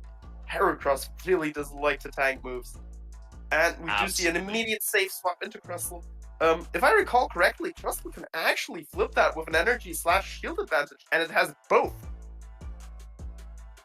I do think you're right. I think that the slot for Kevin here to potentially get this back under control is going to be with 2 baits. We see the first one come out there shielded. Now, if you're Kevin here, do you invest the shield and then try to get to that second Stone Age, thinking that maybe Darkness wants to hang on to that second shield? It looks Pretty like that's sure what the Kevin may Exeter try to would do. KO, so he has to. Yeah. Darkness still in quite the favorable position here. Can't just throw at least 1 or even 2 smackdowns before Kevin will be able to reach another charge move. Yep, throwing at 2. Perfect timing in this situation. Usually, you give the opponent 2 free turns. In this case, you save yourself from taking an extra Volt Switch worth of damage, while also getting a free smackdown worth of energy. Should be able to...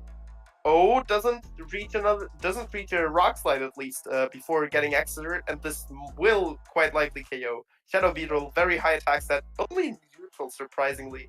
And Shadow Beetle still able to close out this matchup, I believe. Never mind! 1 HP and a dream! Yeah. The local regional for Peru just coming through. Rockblast definitely taking it out here. Yeah, Absolutely. Quite an amazing finish there.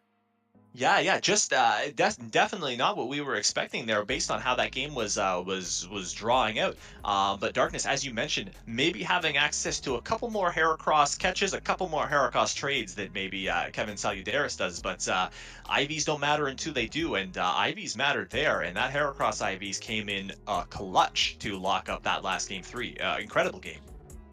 Yeah, I have been to Peru myself in March. Wasn't able to catch quite the best possible Heracross, but I did get a good couple extras to potentially trade to other people, and also got some decent IVs, IV ones. So, Hey, not there too you go. shabby. There you go. I got lucky with my Tropius in Montreal Go Fest in 2019. Didn't Well, even play that is, Pokemon PvP at the quite time, but the one that I happened to keep on board was good enough. So Very nice. But- Yeah, I have a local friend who loves to go to Fuerteventura. So, like, almost Africa level Spain, Spanish Okay. islands. And he goes there quite frequently. In other words, I have an essentially unlimited amount of Tropius to just get all the time. must be nice. Yeah, it is. It really is. However, we are best friends, so unfortunately, not too good IVs to get out of there. But yeah, Can't win 23 them all, I 10. suppose. Yeah, I mean, That point, if the next Canadian that we see goes 2-1 or 3-0, this matchup is over. And Yeah, if it it goes has. 1-2, it still is at worst a tie. It has been a very much 2-1 story for the Canadian team, but it's not over till it's over. And all it takes is a little bit of momentum. I get on this camera every time I have the opportunity, and I talk about how momentum-based this game is from the very time you build your team to the very time you build your battle.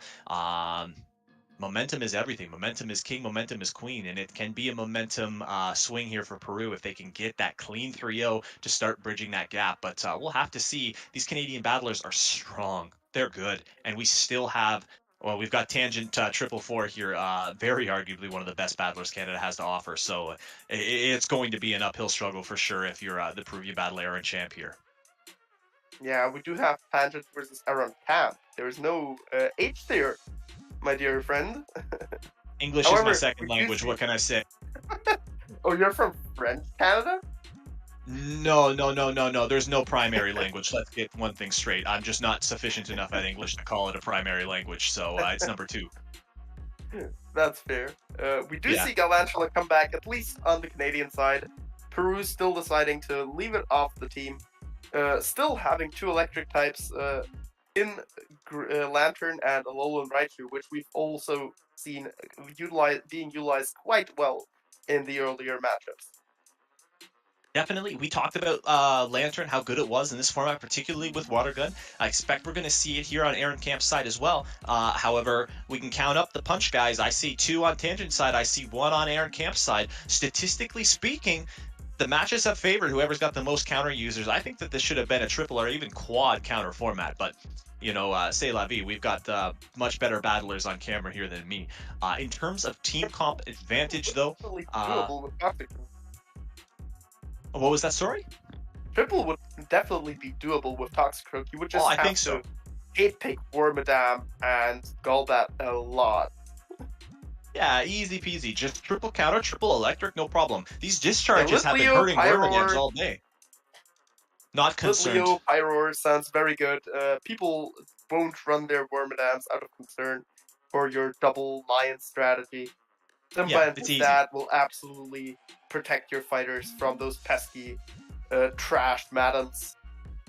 I'm not interested in playing Metal Bugs. Come on now. But team comp advantage in this side alone, we do see very, very meta pick from Tangent here. We see triple electric there. Do you think that we're going to see that Graveler have that rock throw? I can't quite remember if we saw it in the earlier games, if we did see this Graveler moveset. If we haven't, it definitely will be wrong For because sure. Frostlass, Crustle, Alolan Raichu, there's just no reason not to run Rock Throw here. Totally makes sense. Don't expect to see Vigoroth though. Frostlass Interesting. and Heracross will quite likely scare it off, especially the Frostlass, being such a hard wall to it, with at best throwing neutral bulldozers without stab, which don't really do anything if we're honest. You still need not a very KO, powerful which is move. 18 fast moves. Frostlass That's- literally reaches 3 avalanches before you reach 2 bulldozers. The numbers don't lie, and those numbers are favorable for the Frostlass player. But let's see how these players turn it up. Let's see these games. Let's see if we end up seeing that Vigoroth in the back there. And it looks like you're right, do actually. not, but Yeah, we do no see double counter electric. user at all. Oh, we do see the Bug Bites do absolutely devastating chunk to the Alolan Raichu, since they are super effective. Yeah, That and is the one thing normal Raichu is better than Alolan Raichu facing pesky bug types. We do see the Rock Throw.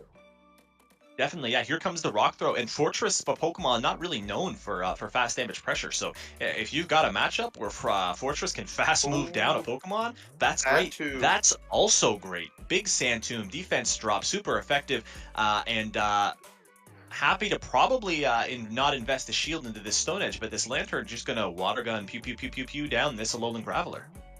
Yeah, just barely able to reach the Stone Edge with the Rock Throws. Actually, 1 Rock Throw extra before going down to the Water Guns. We'll be able to Volt Switch down the Lantern past the shield, though. I do find the Sandtomb to be quite interesting. It was double super effective, so it still did a good amount. Oh, no shield! there, actually. What a peculiar play, trusting into Interesting. Wormadam. you know, Wormadam so far in this event, actually, in all the games we've casted, in all the games we've watched, actually, Wormadam has been there to act as those additional shields, to help absorb that energy in your opponent's Pokemon, but it hasn't yet seen it or been seen as a Pokemon to utilize those shields to help close the game out. But Tangent maybe making a heads-up play here and identifying that my win condition is actually utilizing the innate bulk of this Pokemon combined with this shield, additional shields that I have to close this game out. But it's Still looking a no little shielding. tough. And with the Rock Tomb, its attacks will also do less damage. No shielding the next charge move as well. I'm pretty sure Tangent has just given up at this point. There is no Pokemon on the opposing side that will not be able to to fast move it down. Yeah, probably identifying the writing is on the wall, throwing an Iron Head anyways because you got the moves there. You might as well use them. Knowing what the opponent passes back is quite important in the Very true. 6-pick 3 format. It is free information after all. Absolutely. My favorite kind of information is thus that is free. Very, very interesting game there. Wondering if opting to no shield that Raichu was the way to go. The fortress is known information, and if the fortress, especially equipped with a lot of debuffing moves, if you've got no way to get those debuffs off of your active Pokemon, and if your active Pokemon that's left is a Pokemon not necessarily known for its attack weighted prowess like Wormadam Trash, doesn't seem like a winning formula. But we see the Alolan Raichu mirror here immediately swapped out into the Lantern, Water Gun, pew pew pew pew pew. Do you think we're going to see any of these shields invested here from the Lantern? I don't believe Lantern will shield the first or the second move. However, I do think it will shield at least one of them. And we do see them no shield the first. Are they able to reach Thunderbolt in time? They are not. So they will either have to shield or give up switch advantage immediately. And I don't think they will. Oh, they do! So, yeah. Iron Cap just deciding, okay, I don't need switch advantage here. I can just get some energy from this Raichu and get out of this situation with this advantage. However, quite interesting that he goes for Thunder Punch. I am pretty sure he could have taken another Volt Switch, but we will see after this Thunder Punch whether he could have. Gets the shield regardless. But yeah could have tanked the next one as well.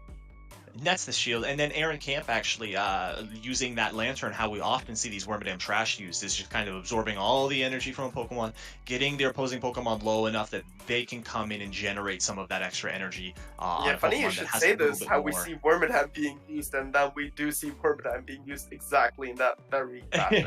Yeah, they're just trading off. However, historically, these trades have often favored the player who makes the move first. So, Aaron Camp was the one who came into this Lantern, absorbed all the energy, and now we see Tangent doing it on his Wormadam Trash here, likely going to save both of these shields for the Pokemon in the back, and Thunder Punch coming through here, enough to deal with this Wormadam, and this Heracross is a Pokemon you're happy to save those shields for, but it's going to need to start using them.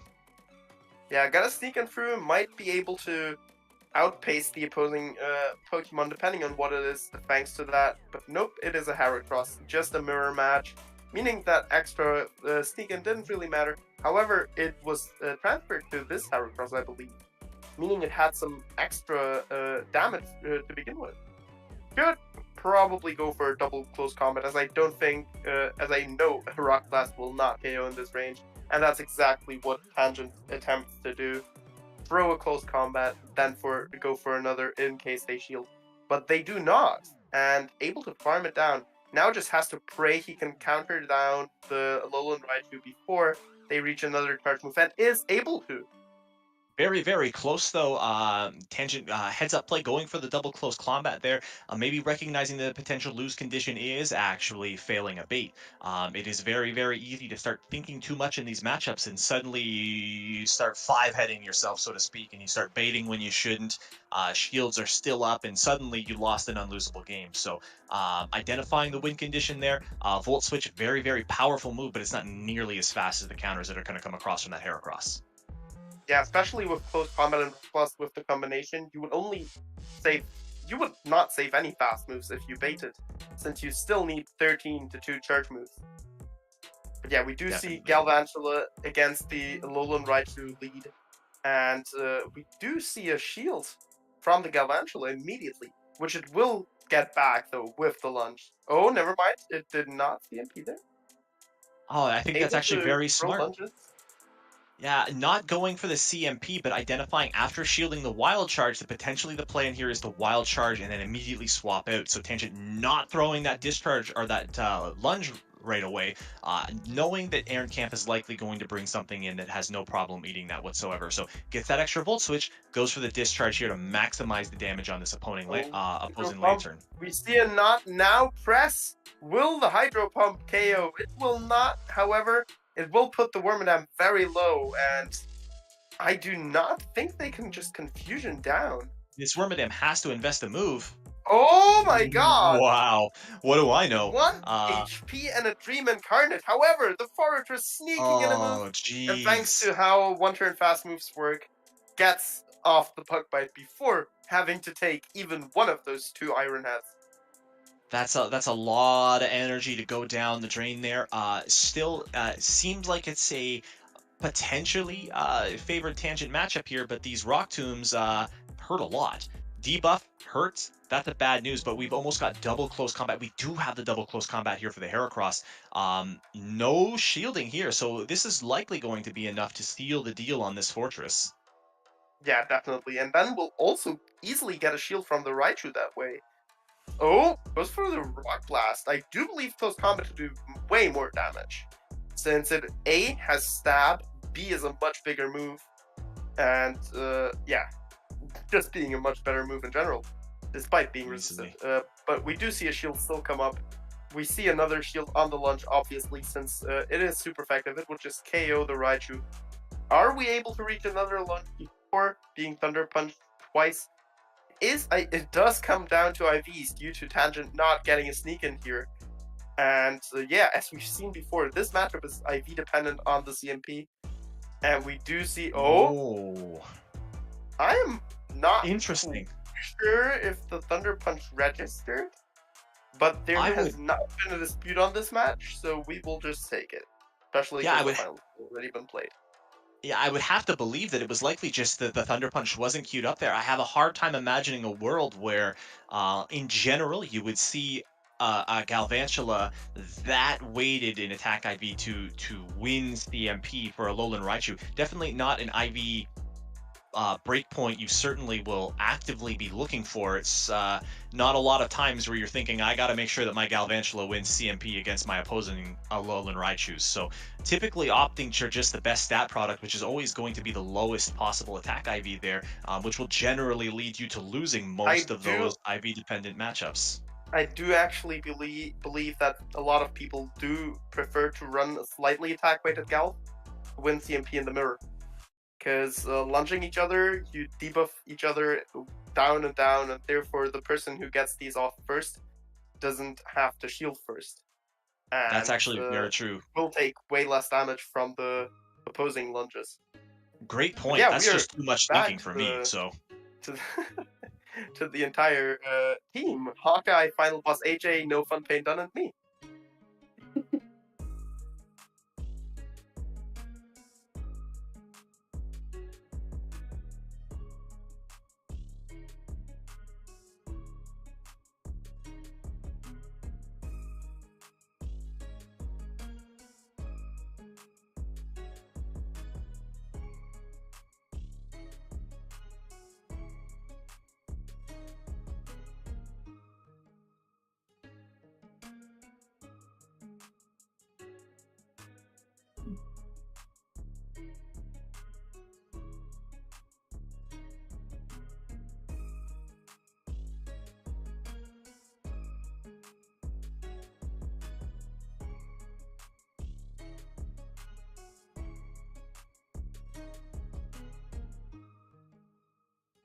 I think they're starting at the same time as the semifinal, so I think that actually starts at 5 o'clock UTC, so 2 p.m. for me, but 1 p.m. Eastern time. I'm pretty sure we can just check on the matchups.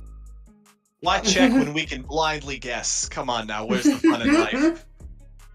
I'm pretty sure you have the correct time. So. Yeah. You can catch it on my PvP Academia's Twitch channel whenever you happen to tune in. It does say June 2nd and time to be announced. I'm pretty sure it's fine.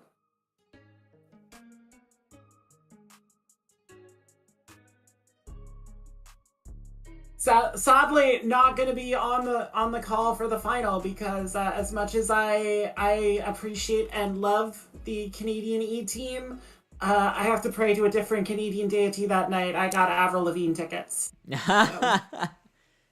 That is the Canadian There's deity. I can confirm that. She's a member of my Holy Trinity, so I need to go pay penance. I do need to rewind a bit because apparently my mic was not, like, you guys could hear me, but the mic was not turned on Streamlabs, so that whole thing was missed out by the 13 people that we've got here. So it's the final USA Canada, my PvP Academia, twitch.tv/mypvp Academia. That is, we speculate about 5 p.m. UTC and convert that to your local time zone, 2 p.m. AJ time. Special.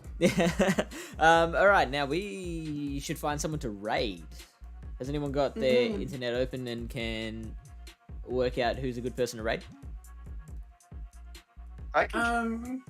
We got a few good options. Alphidial's streaming season 11. Arrow is streaming season 11. So, couple decent options. Also, just want to say before we dip out, happy Pride Month, everybody! June 1st. Oh, nice. All the corporations have their rainbow logos out and are looking for that rainbow dollar. But no, as a member of the LGBTQ community in Pokemon Go, it means a lot to see the support that we've had from the majority of the community and, just making a safe space for people to be themselves and battle to the fullest. I wouldn't be here if it wasn't a safe space. So just wanted to acknowledge that. Don't patronize certain streamers who want to battle against that philosophy. And if you don't know who they are, I'll ask you to figure it out. I think you know. It's definitely a conversation I would love to have off here because I'm very interested. Let's get that raid going. That is our Findial. Say hi to him and make sure to tune into the USA Canada final tomorrow night. Thank you, Final Bus AJ. Check her out on Twitch. Thank you, Nexus Ilya. Check him out. Refereeing all the regional championships in Pokemon Go. And no all fun playing done. Done. Do you stream? I do not stream, but okay. If you want to support me, you can hop into the Unified Pogo Discord. We also host very, very competitive team-based events, actually, and you can go and feel free to fork over your penance to the Pokemon Go deities of Thotectical, Inadequance, and Guido, as they are on a 16-game win streak now across events. They just can't lose. They just won't do it. Wow. So, and how many wins has Avril Lavigne got? Oh, Avril Lavigne's got a lot of wins. We would be here all night talking about Avril Lavigne's wins. I think our only loss is dating Chad Kroger. So she loves a rollout triple rock golem though. Yeah, there you go. No. All right. Me sending the link to Payne's tournament was. Oh no! It was just bleeped out. Killed by the bot. Womp womp. Bots will shoot you down. That's okay. Yeah, bots. At least you weren't timed out. Bots will shoot you down. Anyways, thank you for having me on board here, Fishy. This was a pleasure. It was very fun to watch my countrymen commit such a dominating oppression here. And I'll see everybody next.